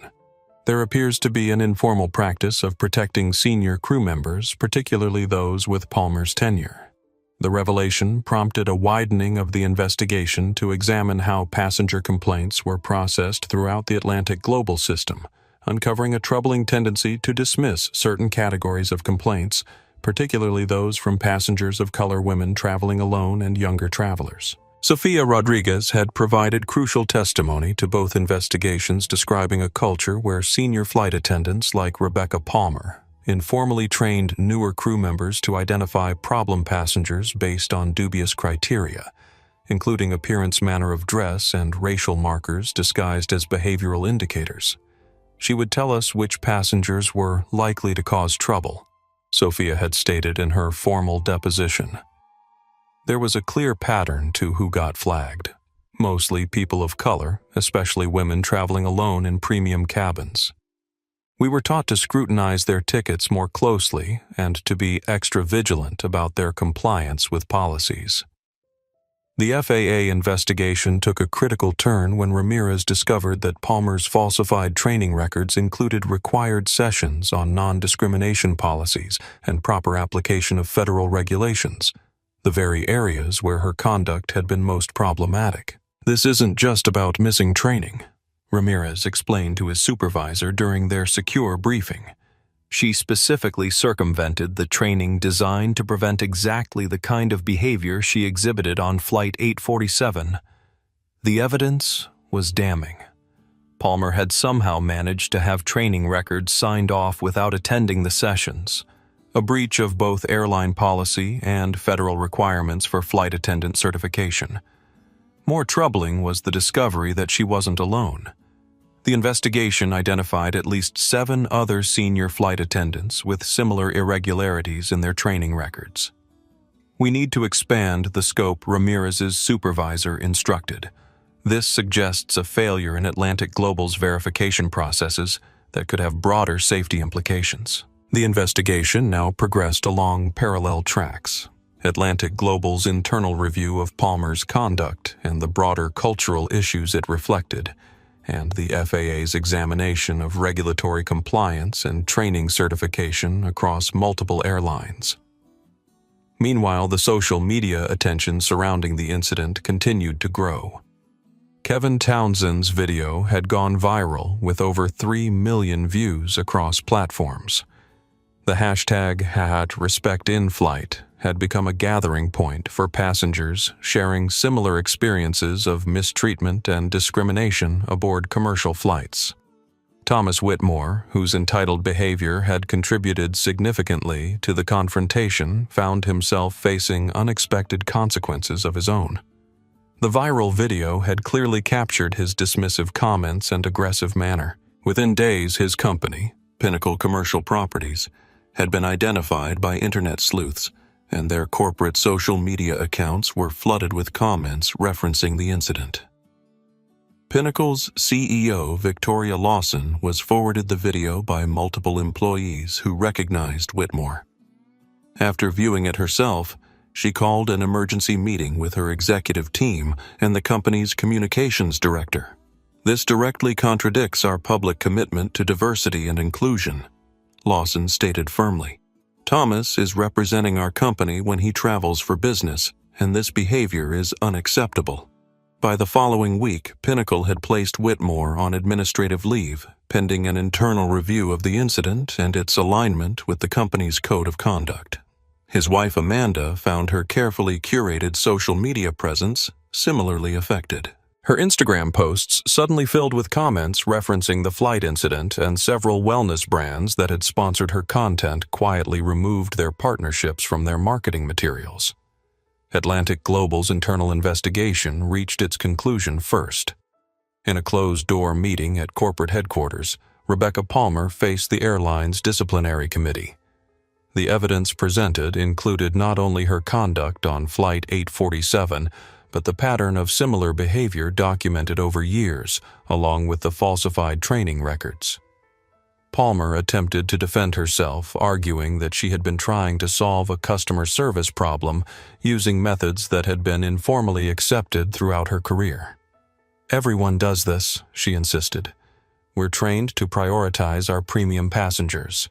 It's understood that we use whatever tools necessary to manage the cabin effectively, including misrepresenting federal regulations," Janet Rivera asked pointedly, "including targeting specific passengers based on appearance rather than actual behavior." Palmer had no effective response. The outcome was decisive termination for cause with a formal notification to the FAA regarding the falsified training records. Palmer's union initially moved to contest the firing but withdrew their support after reviewing the evidence, particularly the documentation falsification, which constituted a clear violation of both company policy and federal requirements. The FAA's investigation continued on a broader scale, with Alejandro Ramirez coordinating a team examining how airlines trained their crews regarding the application of federal regulations. This expanded to include a review of how airlines selected passengers for involuntary reseating, with troubling patterns emerging across multiple carriers. Dr. Gabrielle Morgan received updates on these developments while continuing her professional responsibilities. 2 weeks after the incident, she was back in her Washington office reviewing certification applications for a new composite wing design when Director Blackwood requested a meeting. The Ramirez investigation has uncovered significant issues beyond the original incident, Blackwood explained, sliding a preliminary report across his desk. "This isn't just about one flight attendant or one airline.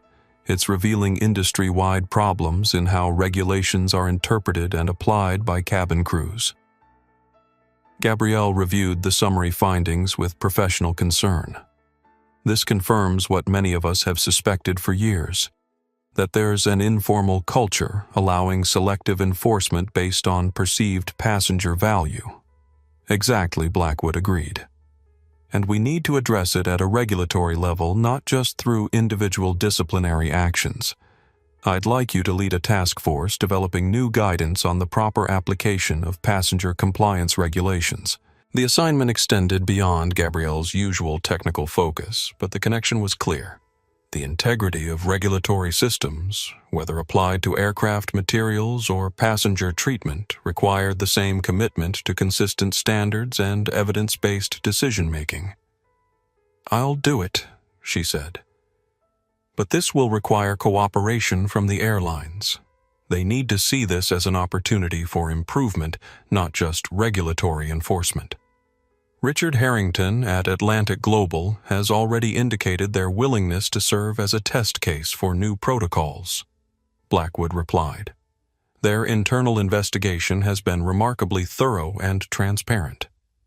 As Gabrielle left Blackwood's office, her phone buzzed with a text message from Sofia Rodriguez. Thought you should know. RP officially terminated today. New training protocols already being implemented for all crew. Thank you for standing your ground. The simple message conveyed what official reports couldn't. That for the flight attendants who had witnessed or been subjected to Rebecca's behavior over the years, accountability had finally arrived. What had begun as a personal stand for dignity aboard Flight 847 had catalyzed changes that would potentially benefit thousands of passengers and crew members.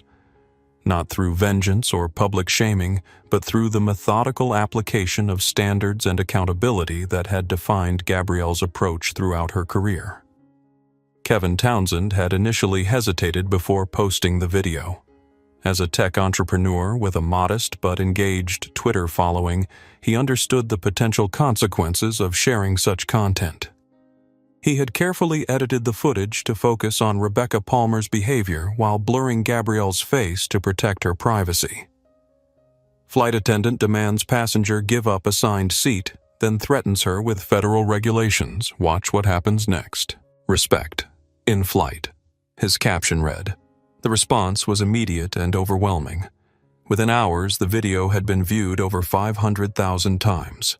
By the following day, that number had climbed to 3 million, with major news outlets picking up the story and reaching out to Kevin for interviews. I never expected it to go viral like this, he told a CNN reporter during a video interview. I just felt people needed to see how certain passengers are treated based on assumptions about who they are or whether they look like they belong in business class. The hashtag #RespectInFlight quickly evolved from a simple video tag to a movement with thousands of travelers sharing their own experiences of discrimination and mistreatment aboard commercial flights. I'm a black woman with over 2 million miles flown, and I'm still asked to verify my first-class ticket every single time. Respect in flight, wrote one prominent business executive. Flight attendant tried to move me from my assigned seat to accommodate a white couple who wanted to sit together. I paid full fare just like them. Respect. In flight shared another user. The conversation expanded beyond racial discrimination to encompass various forms of bias in air travel. Against disabled passengers, younger travelers, casually dressed business flyers, and others who didn't fit the traditional profile of premium cabin passengers. Atlantic Global's initial response was a carefully worded statement acknowledging an unfortunate incident and promising a full investigation. As the video continued to gain traction, however, they released a more substantive statement. Atlantic Global Airlines is committed to treating all passengers with dignity and respect. The conduct displayed in the recent viral video does not reflect our values or training protocols. We have launched a comprehensive investigation and are taking immediate steps to ensure such incidents never occur again. We are deeply sorry for the distress caused to the passenger involved. Meanwhile, internet users had quickly identified Thomas Whitmore through social media tags and professional networking sites. His role as CFO at Pinnacle Commercial Properties made him easily recognizable, and within days, Pinnacle's corporate social media accounts were flooded with comments and messages. Is this how your executives behave in public? Demanding other passengers give up their seats because they feel entitled to special treatment. Respect. In flight. Your CFO, Thomas Whitmore, showed his true character on that flight. Maybe reconsider your commitment to diversity statement on your website. The pressure intensified when a business publication ran an article titled, Executive Behavior Off the Clock, when personal conduct becomes a corporate liability, using the Atlantic Global incident as its primary case study. Pinnacle's CEO Victoria Lawson issued a statement within days. We are aware of the incident involving our CFO Thomas Whitmore. His actions in the video do not reflect Pinnacle's values of respect and inclusion. Mr. Whitmore has been placed on administrative leave pending a review of the incident. For Amanda Whitmore, the consequences materialized in her carefully cultivated social media presence. As an aspiring wellness influencer with 75,000 Instagram followers, she had built a personal brand around positivity, mindfulness, and authentic living. Her account, Amanda Whitmore. Living featured carefully staged photos of luxury travel, exclusive fitness routines, and inspirational quotes about kindness and gratitude. The disconnect between this curated image and her behavior in the viral video was stark. Comments on her recent posts quickly filled with references to the incident. Is demanding someone give up their seat for you part of your authentic living philosophy? Maybe your next wellness post could be about checking your privilege. Several brands that had provided Amanda with free products in exchange for promotional content quietly removed her from their ambassador programs. Her engagement metrics plummeted, and a scheduled speaking appearance at a wellness conference was canceled. The Whitmores retreated from public view, making their social media accounts private and declining all requests for comment. Sources close to Pinnacle revealed that Thomas was undergoing mandatory sensitivity training as part of the company's review process, with his future at the firm uncertain. Throughout this social media storm, Gabrielle Morgan maintained her characteristic privacy and professionalism. She declined multiple interview requests from news outlets and made no public statements about the incident. Her focus remained on her work at the FAA and the structural changes being implemented in response to the investigations. When a Washington Post reporter managed to reach her by phone, her response was characteristically measured. This incident has highlighted important issues regarding how regulations are interpreted and applied aboard aircraft. I'm pleased that it has prompted meaningful review and improvement of training protocols. Beyond that, I have no personal comment to offer.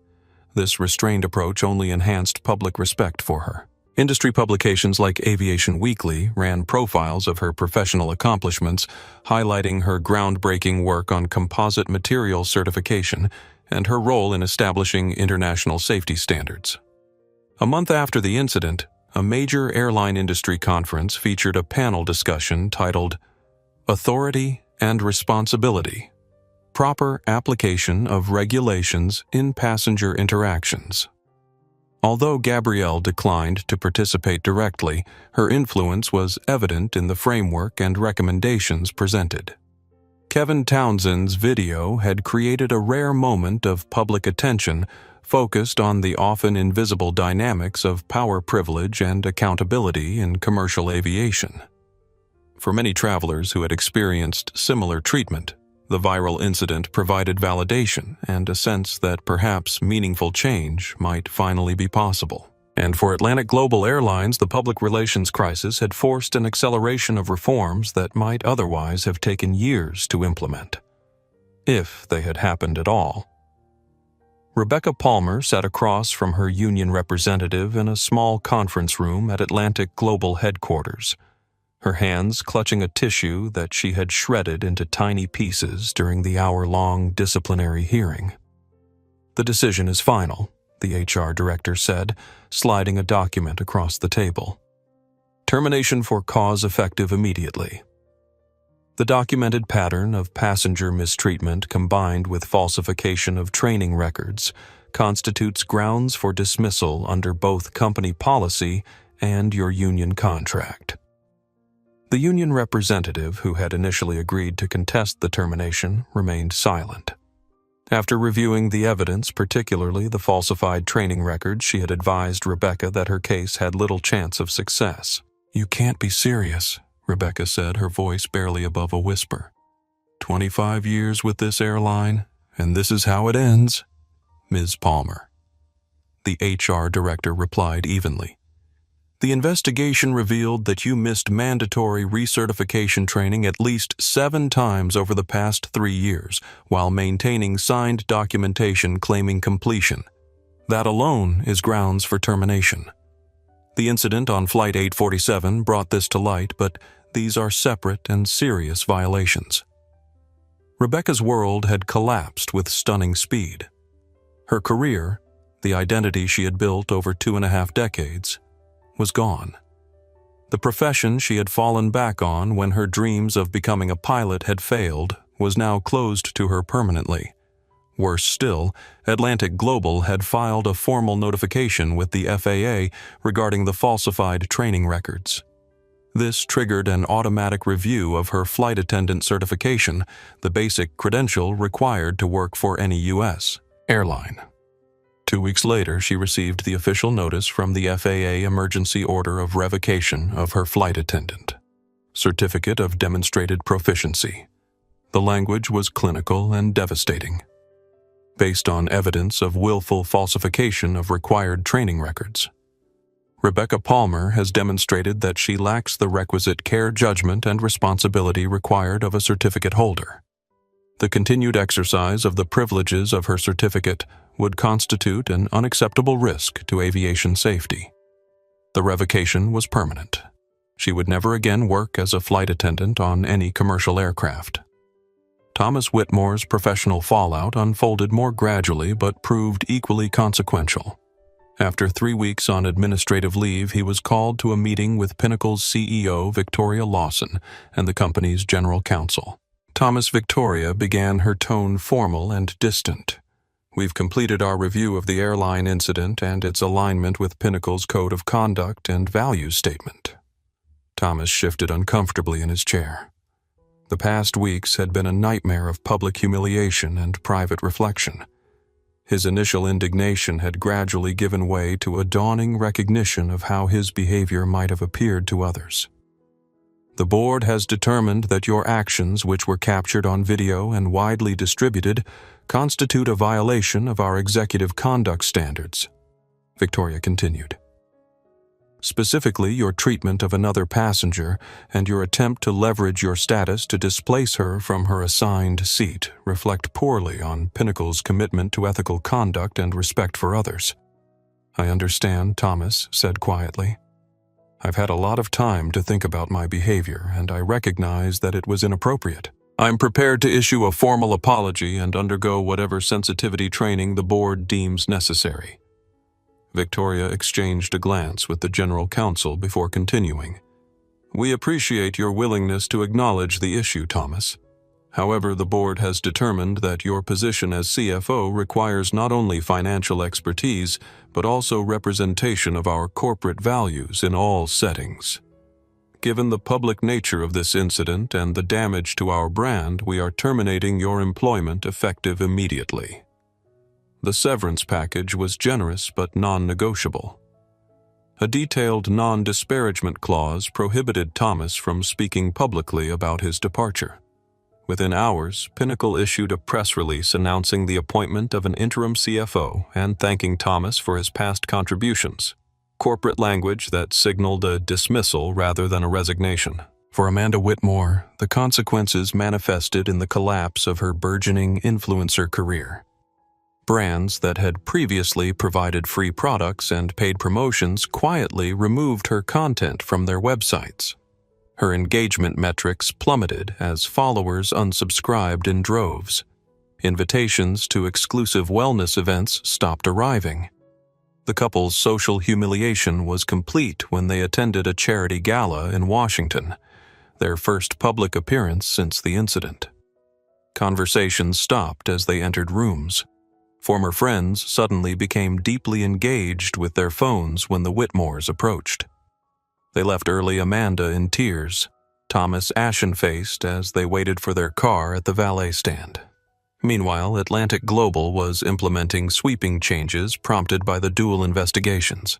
Richard Harrington had recognized that the incident represented not just an individual failure, but a breakdown in company culture that required comprehensive reform.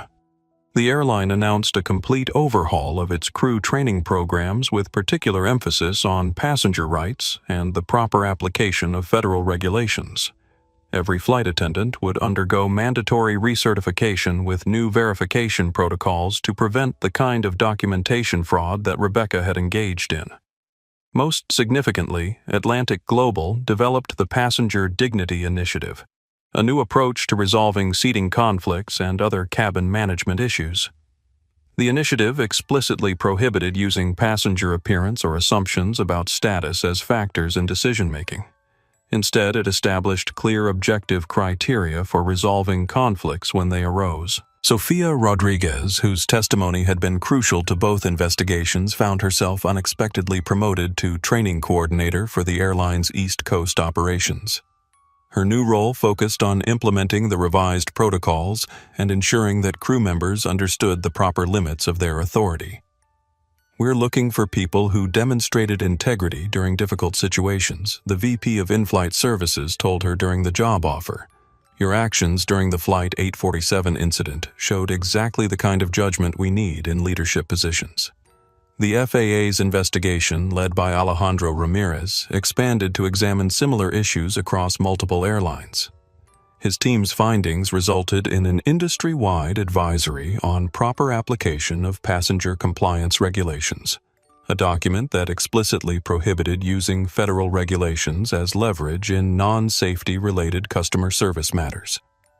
The advisory, which carried regulatory weight, required all U.S. airlines to revise their crew training materials and procedures to ensure compliance. It represented a significant shift in how cabin authority was defined and exercised, one that would potentially benefit millions of passengers for years to come. For Rebecca Palmer Thomas and Amanda Whitmore, the professional consequences of a single flight had proven devastating. Careers ended, reputations damaged, futures uncertain. But for the aviation industry as a whole, the incident had catalyzed meaningful reforms that might otherwise have taken years to implement. And for Dr. Gabrielle Morgan, whose quiet insistence on dignity had sparked these changes, the professional impact was entirely different, a reinforcement of her reputation for integrity and a broadening of her influence beyond technical certification to the human elements of aviation safety.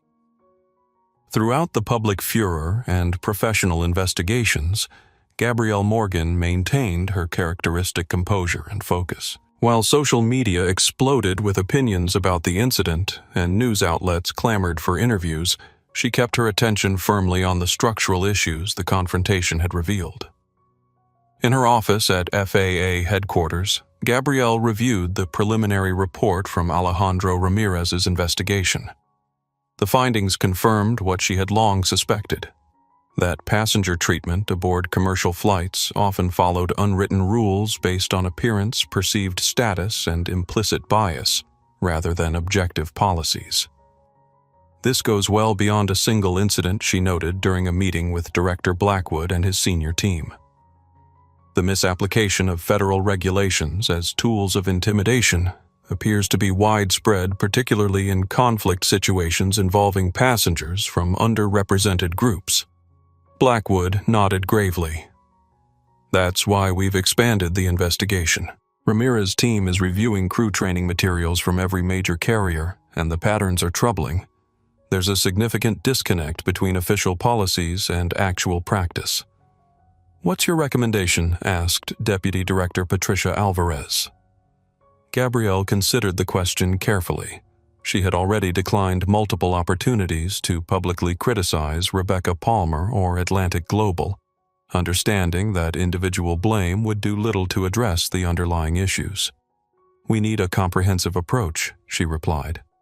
"First, clear guidance on the proper application of federal regulations in passenger interactions, what cabin crews can and cannot demand in non-safety situations. Second, standardized training requirements across all carriers with verifiable completion tracking. And third, a reporting mechanism for passengers who experience misuse of regulatory authority." Her proposals were approved within days, with Gabrielle appointed to lead the implementation team. This new responsibility came on top of her existing workload overseeing airworthiness certification standards, a testament to the confidence her leadership had in both her technical expertise and her judgment on human factors. Atlantic Global CEO Richard Harrington had requested a meeting with Gabrielle to discuss the airline's reform efforts. She agreed, seeing an opportunity to influence positive change rather than simply punish past misconduct. They met at FAA headquarters, Harrington arriving without the usual entourage of corporate executives or public relations staff. A signal that he wanted a substantive discussion rather than a photo opportunity. Dr. Morgan, he began once they were seated in a conference room. First, let me reiterate my personal apology for what you experienced aboard Flight 847. It was inexcusable and contrary to everything we aspire to as an organization. Thank you, Mr. Harrington, Gabrielle replied. I appreciate your taking this matter seriously. We're implementing the changes I outlined in Zurich, he continued, but I wanted to meet with you directly to ensure we're addressing the core issues rather than just applying superficial fixes. Gabrielle appreciated his candor. The incident revealed two primary concerns from my perspective: the misuse of regulatory authority as a pressure tactic and the apparent targeting of passengers based on assumptions rather than objective criteria. Harrington nodded. Both valid points. We've completely revised our training on federal regulations, explicitly prohibiting their use in non-safety disputes. As for the second issue, we're implementing blind decision-making protocols for seating conflicts, focusing on booking time, fare class, and status level rather than subjective assessments.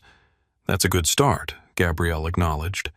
But cultural change requires more than policy revisions. It needs consistent modeling from leadership and accountability at all levels, which is why we've created a new executive position, VP of Passenger Experience and Inclusion, Harrington explained. This person will report directly to me and have authority to implement and enforce our new protocols across all operations.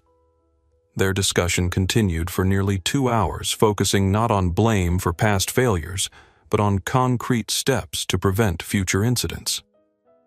Gabrielle shared insights from her engineering background about how complex systems fail, rarely due to a single point of failure, but through the interaction of multiple factors and absent safeguards. By the meeting's end, Atlantic Global had gained a surprisingly collaborative relationship with a regulatory official, many airlines viewed primarily as an enforcement threat. Harrington left with a deeper understanding of the structural changes needed, while Gabrielle had secured a valuable industry partner in implementing broader reforms. When requests for media interviews continued to arrive, Gabrielle maintained her policy of polite refusal.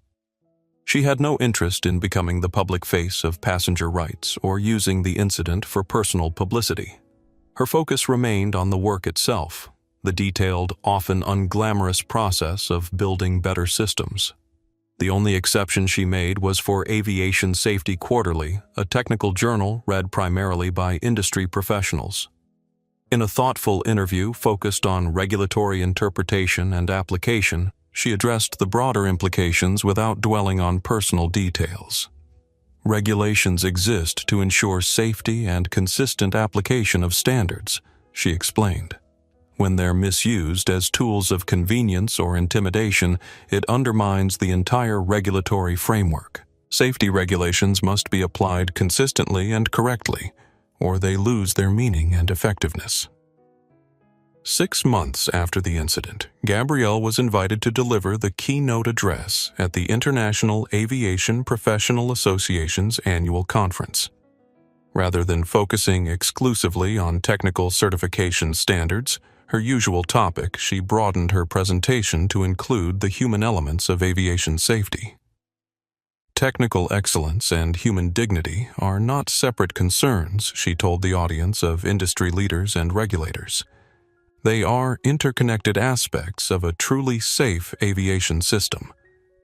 An organization that allows bias to influence passenger treatment is likely allowing other subjective factors to influence safety decisions. The same commitment to evidence-based standards must apply to both. The speech received a standing ovation and was subsequently published in several industry journals, extending Gabrielle's influence beyond her technical specialty into the broader conversation about aviation culture and ethics. Throughout this period, she continued receiving updates about the consequences for those directly involved in the Flight 847 incident. She took no pleasure in Rebecca Palmer's termination or the Whitmore's professional difficulties, viewing them not as deserved punishment, but as the natural outcome of actions inconsistent with professional standards and ethical conduct.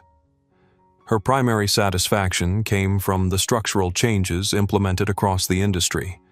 New training requirements, clearer guidelines on regulatory authority, and accountability mechanisms that would potentially benefit millions of passengers for years to come. When Sofia Rodriguez sent her a message 6 months after the incident, sharing that Atlantic Global's new training program had already reduced passenger complaints by 37%, Gabrielle felt a quiet sense of accomplishment. This was the outcome she had sought, not public vindication or personal revenge, but meaningful improvement to a flawed system.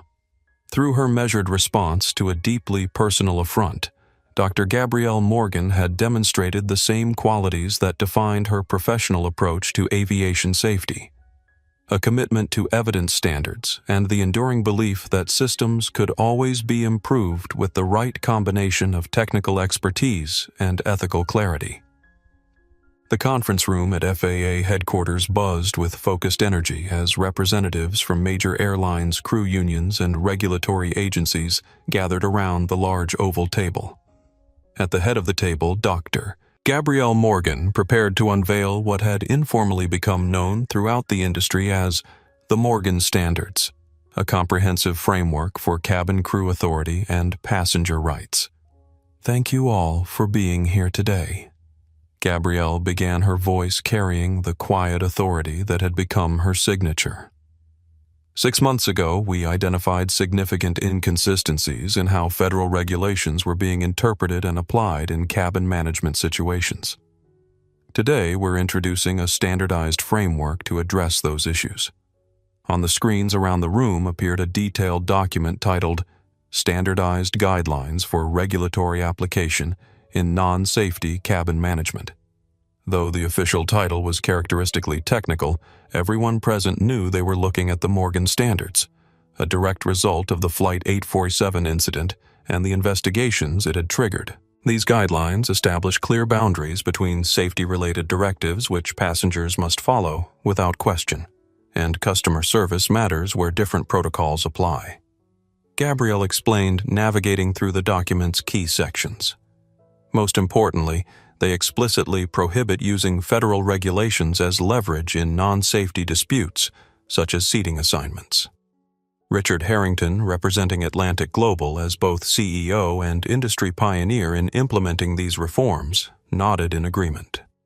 In the 6 months since the incident, his airline had transformed its approach to crew training and passenger interaction, becoming an unexpected leader in equity initiatives.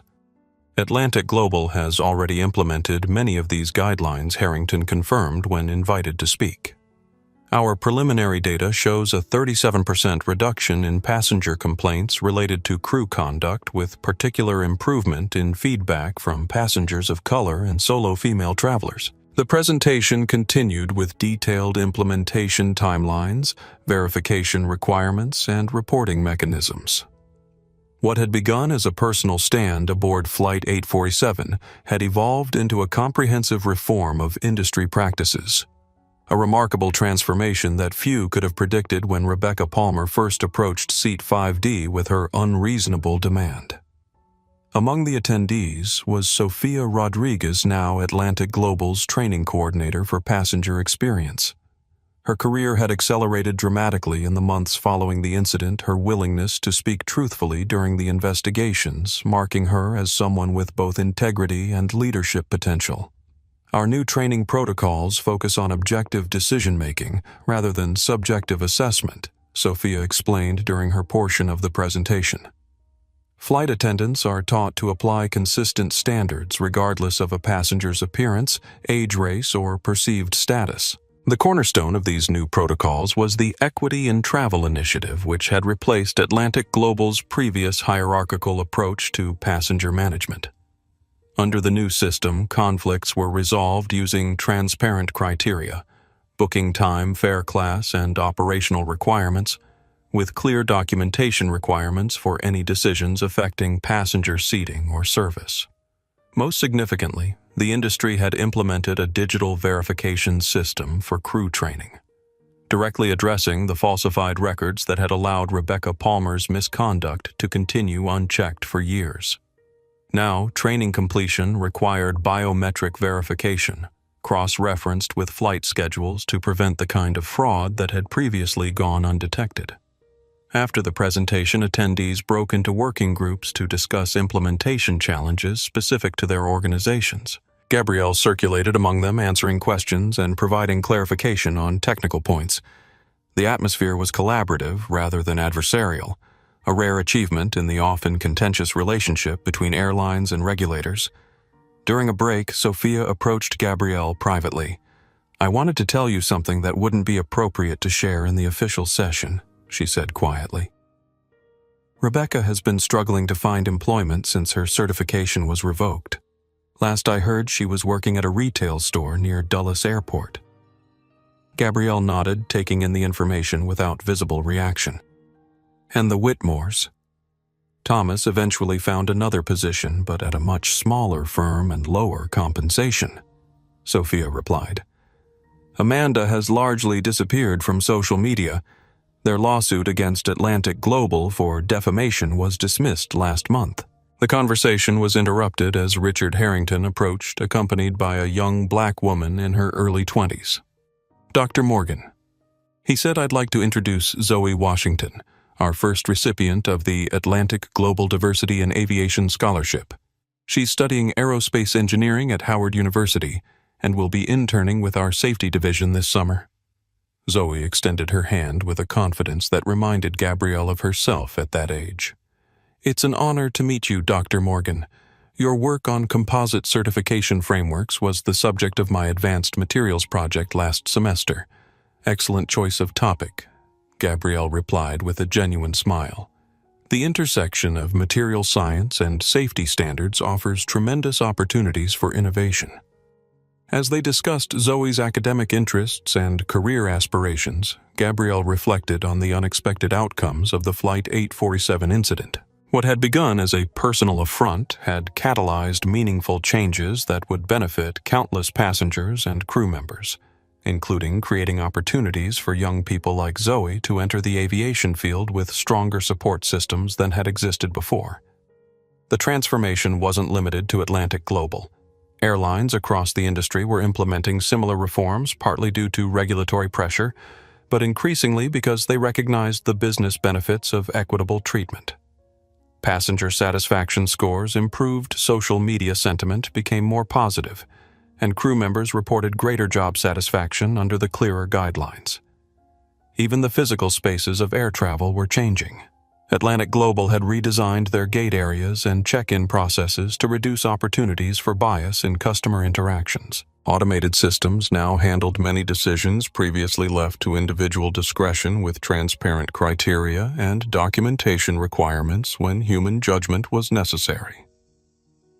As the meeting concluded and participants departed with implementation plans for their respective organizations, Gabrielle gathered her materials, satisfied with the progress, but aware that sustaining these changes would require ongoing vigilance and commitment. The Morgan Standards represented not just a policy document, but a fundamental shift in how authority was exercised in commercial aviation.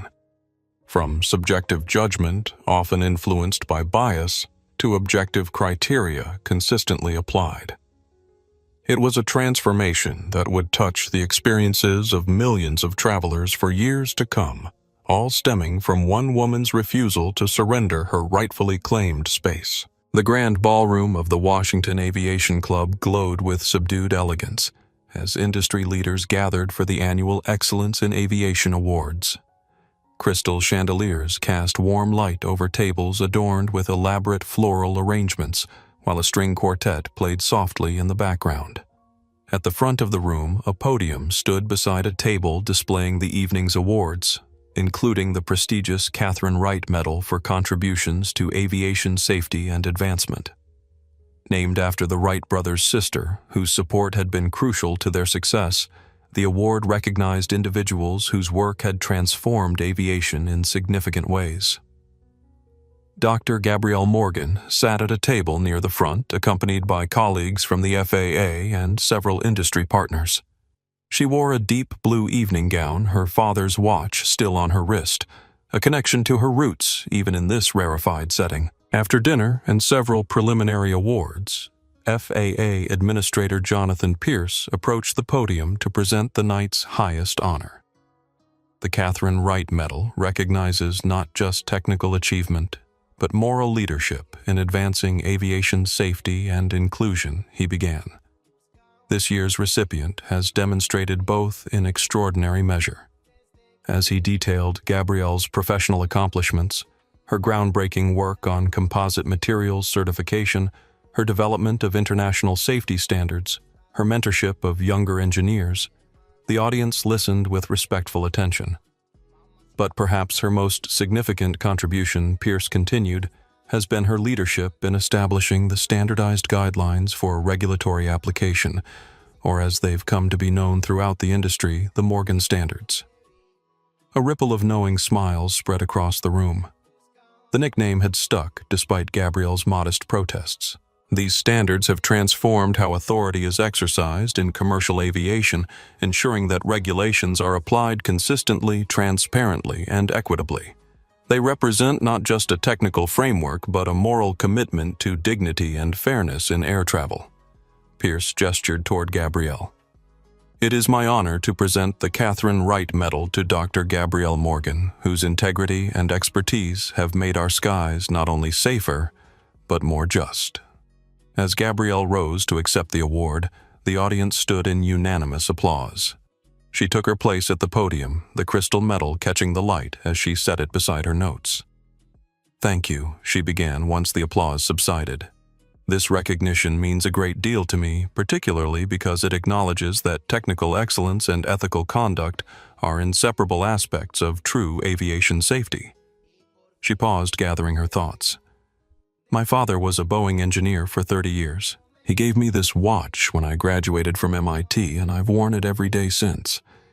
He taught me that aviation is built on precision and integrity, that every calculation, every material, every decision must be guided by both technical accuracy and moral clarity." Her gaze swept across the room, making momentary eye contact with key industry leaders. "The standards that now bear my name, though I never sought that recognition, arose from a simple principle. Authority in aviation must be based on evidence and consistent application, rather than subjective judgment." Without directly referencing the Flight 847 incident, she addressed its broader implications. When regulations become tools of convenience rather than safety, when authority is exercised based on appearance rather than objective criteria, we undermine the very foundation of aviation safety, the belief that rules exist to protect everyone equally. Gabrielle spoke for several minutes about the implementation of the new standards, acknowledging the collaborative efforts of airlines unions and regulatory agencies. She highlighted Atlantic Global's leadership in adopting the guidelines and the measurable improvements in passenger experience that had resulted. In closing, she said, "I'd like to share something my mentor told me early in my career." She said, "Regulations aren't bureaucratic obstacles. They're written in blood. Every line exists because someone somewhere paid the ultimate price for its absence." This perspective has guided my work throughout my career. The understanding that standards are not arbitrary constraints, but essential protections that must be applied with both precision and compassion. As she returned to her seat amidst renewed applause, Gabrielle reflected on how her professional recognition had evolved. Once known primarily for her technical expertise in material certification, she was now equally respected for her leadership in addressing the human elements of aviation safety. The incident aboard Flight 847 had not defined her career, but it had expanded her influence in ways she hadn't anticipated. In the weeks following the award, Gabrielle received numerous invitations to speak at industry conferences, university, engineering programs, and corporate training events. While maintaining her primary focus on technical certification work, she accepted select opportunities to address broader issues of authority ethics and inclusion in aviation. At Massachusetts Institute of Technology, her alma mater, she delivered a guest lecture to engineering students that connected technical excellence with ethical responsibility.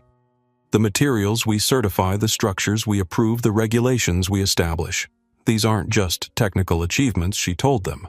They're moral commitments to the safety and dignity of every person who boards an aircraft.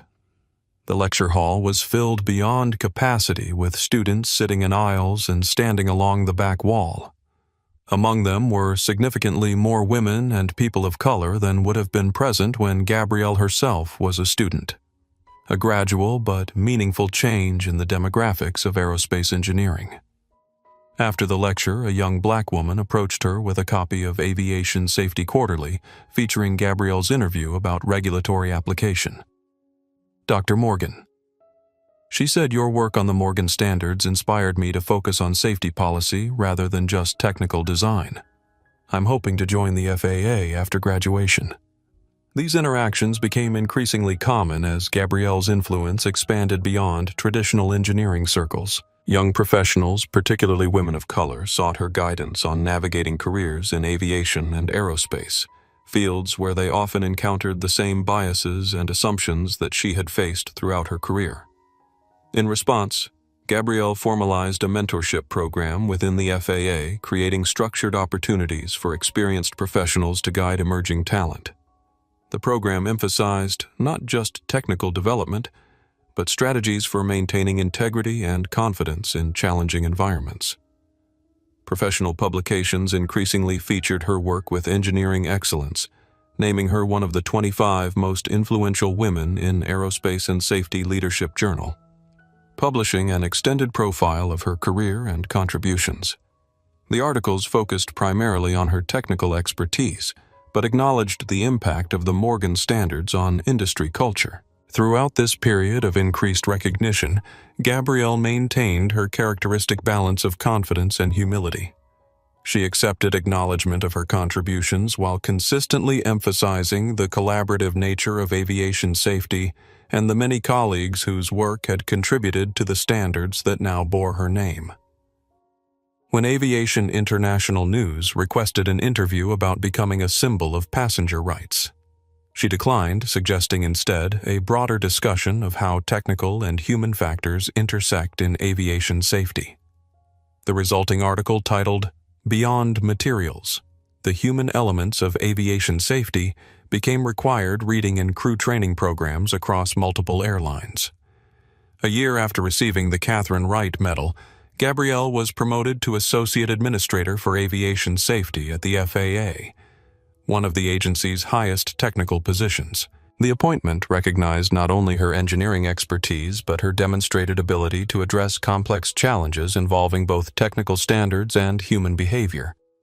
In her new role, she gained broader authority to implement and enforce the Morgan standards across the industry, ensuring that what had begun as a personal stand for dignity aboard Flight 847 would continue to benefit travelers long after the specific incident had faded from public memory. 3 years after the Flight 847 incident, Gabrielle found herself once again at Dulles International Airport. She had just returned from a week-long conference in Singapore, where aviation authorities from across Asia had been implementing their own versions of the Morgan standards. The international adoption of these guidelines represented the fulfillment of her vision for consistent global application of aviation regulations.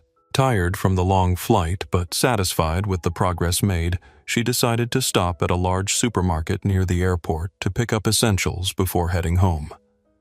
The normalcy of grocery shopping after days of high-level meetings was a welcome transition back to everyday life. As she pushed her cart through the produce section, selecting fruits and vegetables with the same careful attention she applied to all tasks, a familiar voice from the past caught her attention. "Price check on organic avocados," the voice called out over the store's intercom system. It was slightly flatter than Gabrielle remembered, lacking the authoritative edge it had carried aboard Flight 847, but unmistakably belonging to Rebecca Palmer. Gabrielle continued her shopping, moving methodically through her list. She had no desire to engineer an encounter with the former flight attendant, but fate had other plans. As she rounded the corner into the coffee aisle, she found herself face to face with Rebecca. The transformation in the woman was striking. Gone was the immaculate uniform and perfect coiffure that had been her armor aboard Atlantic Global flights. She now wore the standard red vest of a Marketplace Foods employee, her hair pulled back in a simple ponytail, her face bearing lines of stress and exhaustion that hadn't been visible 3 years earlier. For a moment, they simply stared at one another, mutual recognition dawning simultaneously. Rebecca's face drained of color, her hands freezing in the act of arranging a promotional display of coffee beans. "Dr. Morgan," she said finally, her voice barely above a whisper. "Hello?" Rebecca Gabrielle replied evenly. A heavy silence hung between them, the weight of their last encounter and all that had followed from it creating an almost tangible tension in the mundane setting of the grocery aisle. Rebecca glanced down at the scuffed linoleum floor, then back up, visibly struggling with what to say. The confidence that had once radiated from her was gone, replaced by a palpable uncertainty. "I know this is unexpected," Rebecca began haltingly, "and you certainly don't owe me your time. But since we've crossed paths, I need to say something." Gabrielle remained silent, neither encouraging nor discouraging the conversation. "I'm sorry," Rebecca said, the words emerging with evident difficulty. "What I did on that flight was wrong, not just unprofessional, wrong. I misused my authority. I tried to intimidate you. I made assumptions based on how you looked." She paused, gathering herself. "It took losing everything for me to see it clearly. My job wasn't just a paycheck. It was my identity. Being a senior flight attendant gave me control respect status. When that was gone, I had to face who I really was without the uniform, without the authority." Around them, shoppers moved past with their carts, oblivious to the significant moment unfolding amidst the coffee displays. "The worst part," Rebecca continued, her voice steadying, "is that I believed I was justified. I convinced myself that prioritizing certain passengers over others was just good customer service. I didn't see the bias in my decisions because I didn't want to see it." Gabrielle studied Rebecca's face, seeing genuine regret rather than self-pity.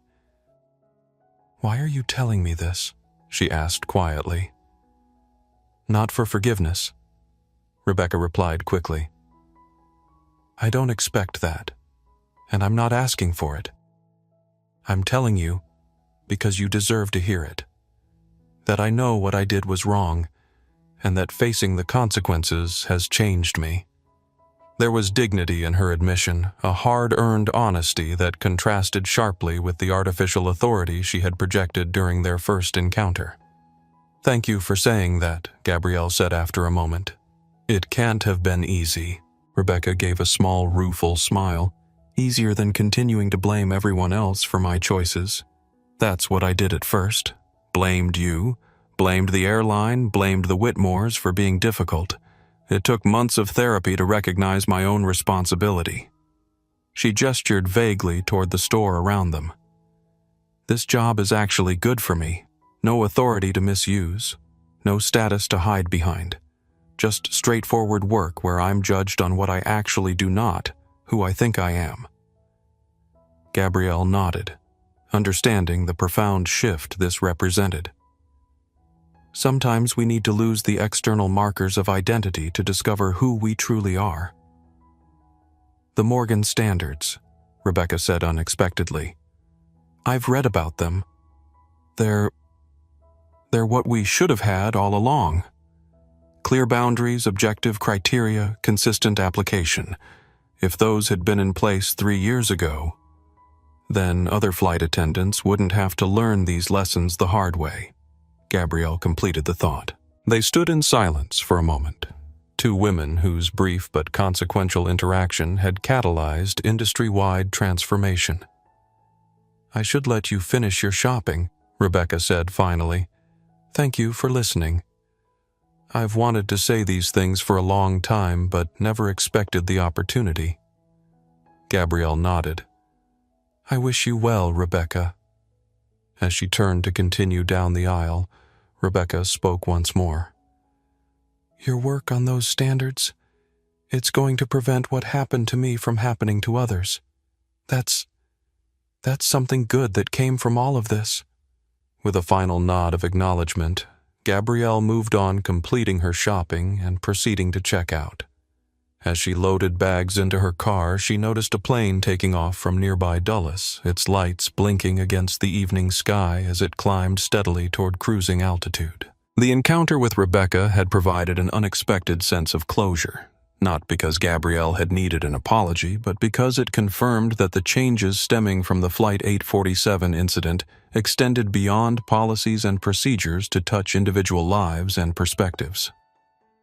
Driving home through the gathering dusk, Gabrielle reflected on the journey that had brought her from Seat 5D to her current position of influence in aviation safety. The confrontation aboard Flight 847 had never defined her. Her identity and authority had been firmly established long before Rebecca Palmer demanded she move, but it had expanded her impact in ways she couldn't have anticipated. As the lights of Washington appeared on the horizon, Gabrielle felt a sense of peace. The Morgan standards would continue to evolve and improve, but their foundation was solid. The principle that true authority in aviation, as in life, came not from uniforms or titles, but from integrity, expertise, and an unwavering commitment to treating every person with dignity and respect. The Morgan standards transformed air travel in ways that extended far beyond their technical specifications. 3 years after their implementation, passenger complaints about discriminatory treatment had declined by nearly 60% across all major carriers. Flight attendants reported greater job satisfaction and clearer guidelines for resolving conflicts. The industry had embraced not just the letter of the standards, but their underlying philosophy, that authority must be exercised with both consistency and compassion. Sofia Rodriguez, who had risen to become Atlantic Global's Director of Crew Training and Development, often began her sessions with new flight attendants by sharing the story of Flight 847, not as a cautionary tale about career-ending mistakes, but as a lesson in the proper understanding of authority and service. "Your uniform doesn't give you power over passengers," she would tell them. "It gives you responsibility toward them. Remember that distinction, and you'll never confuse the two." In her office at FAA headquarters, Dr. Gabrielle Morgan continued her work on next-generation aviation safety standards, mentoring a diverse group of young engineers who would carry forward her commitment to both technical excellence and ethical leadership. She never spoke publicly about the personal confrontation that had catalyzed the Morgan standards, preferring to focus on their ongoing implementation and improvement rather than their origin. Yet among those who understood the full story, her quiet stand for dignity aboard Flight 847 remained a powerful example of how one person's refusal to accept injustice could create ripples of positive change throughout an entire industry. True authority, she often reminded her mentees, isn't about making others feel small to make yourself feel important. It's about creating systems where everyone can occupy their rightful space with dignity and respect. It was a principle she had defended in Seat 5D, and one that now guided thousands of daily interactions in the complex human ecosystem of commercial aviation. If you've ever felt disrespected or discriminated against while traveling, this story is for you. Dr. Gabrielle Morgan's courage didn't just win her personal battle, it changed an entire industry. Remember, your right to dignity is never negotiable, no matter who challenges it. Please like this video if you believe everyone deserves respect in travel and beyond. Subscribe to our channel for more powerful stories of justice and accountability in action. And share this with someone who might need the courage to stand their ground when faced with unfair treatment. Your voice matters, and sometimes standing firm can create change far beyond what you imagine.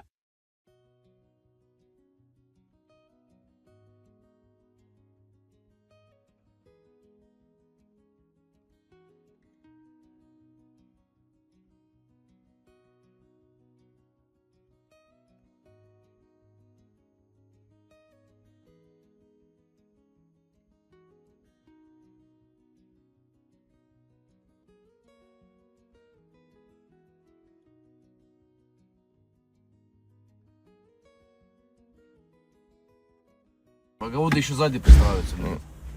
Смотри, что у тебя тут еще есть. Уже на память. Алла? Это что? Номерок составил? Пометка, брат. Пометка. Лада Спорт. Лада как Спорт. надо. И расписание мероприятий, куда ты можешь попасть. Джон, на ней на гонку Все могу по выехать? красоте. Можешь. Ты все можешь. Короче, смотри, что мы выяснили. Среди конкурентов, ну, откровенно лучшая машина.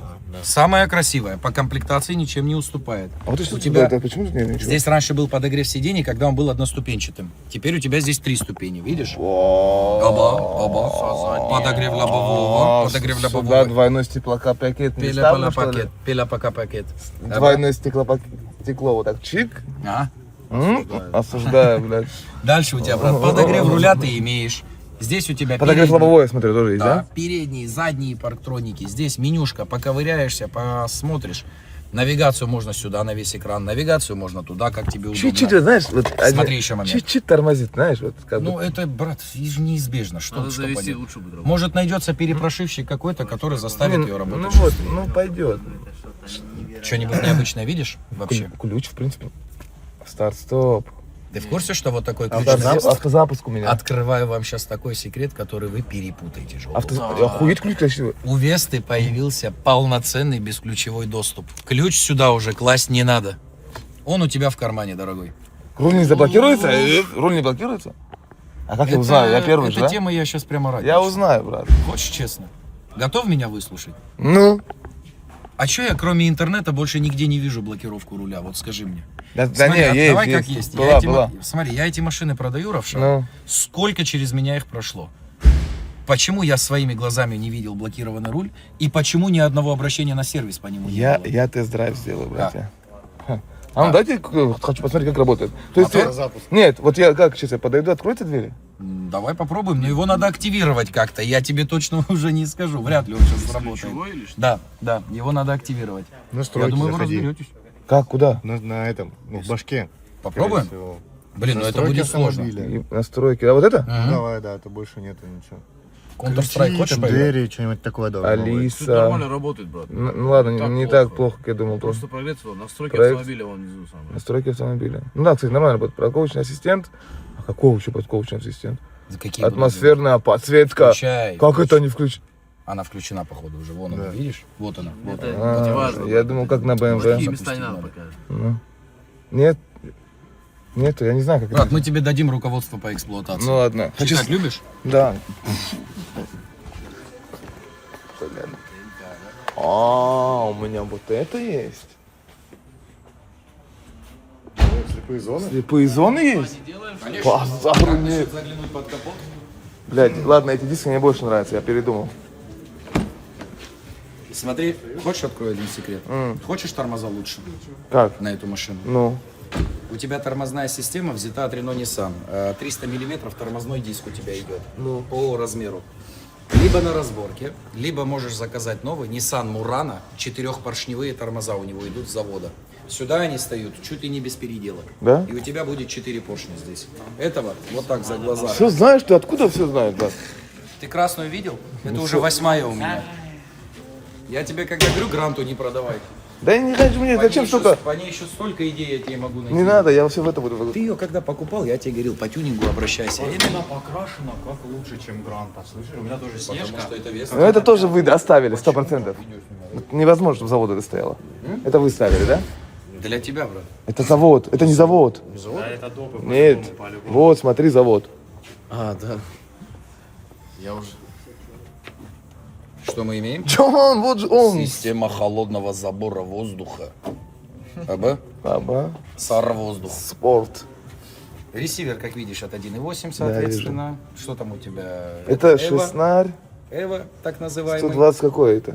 Блин, хороший вопрос. Он называется С днем Эва рождения, 1. спасибо. Он называется Эва 1.8. Ходим. Более серьезные валы, более серьезные форсунки, более серьезная прошивка на мозгах, Бля, холодный впуск, выхлопная система. Кстати, еще прикол, знаешь какой? какой? Спорт тут, спортовское? Да, первичная труба у тебя идет на 63-м диаметре, представь Первая, себе. отсюда, которая. 63-я труба с завода на ладе. Так. Это серьезное дело. Что громче, да, стало? Потом в раздвоение, на старых Вестах Спорт был один в один так же. А, да? Ну, у меня была одна. Вот, потом в раздвоение она Помнишь, идет наверное. 2,51 либо 47. Я смотрел, черный у тебя. Черный без хозяина. Черный без хозяина. А хватит черного, погоди, ты чего, брат? Проверка. Мы все сами черные, этого мало что Не знаю, цвет мне очень нравится. Осуждаю. LED-оптика, туманки, кстати, динамичные, знаешь? Куда руль крутишь, та туманка и включается. Охуеть. Что надо было? 10 лет, что прошло это сделали? Короче, это было, брат. Какой было? У меня на моей было. Короче, что я предлагаю? Ты уже после всего моего рассказанного, ты ключи от Бэхи оставляешь, деньги Не, не надо. не. Деньги не надо, можешь Так я не забрать. поведусь, брат. Хорошо рассказываешь, но чтобы я повелся так сильно быстро. Хорошо сделали.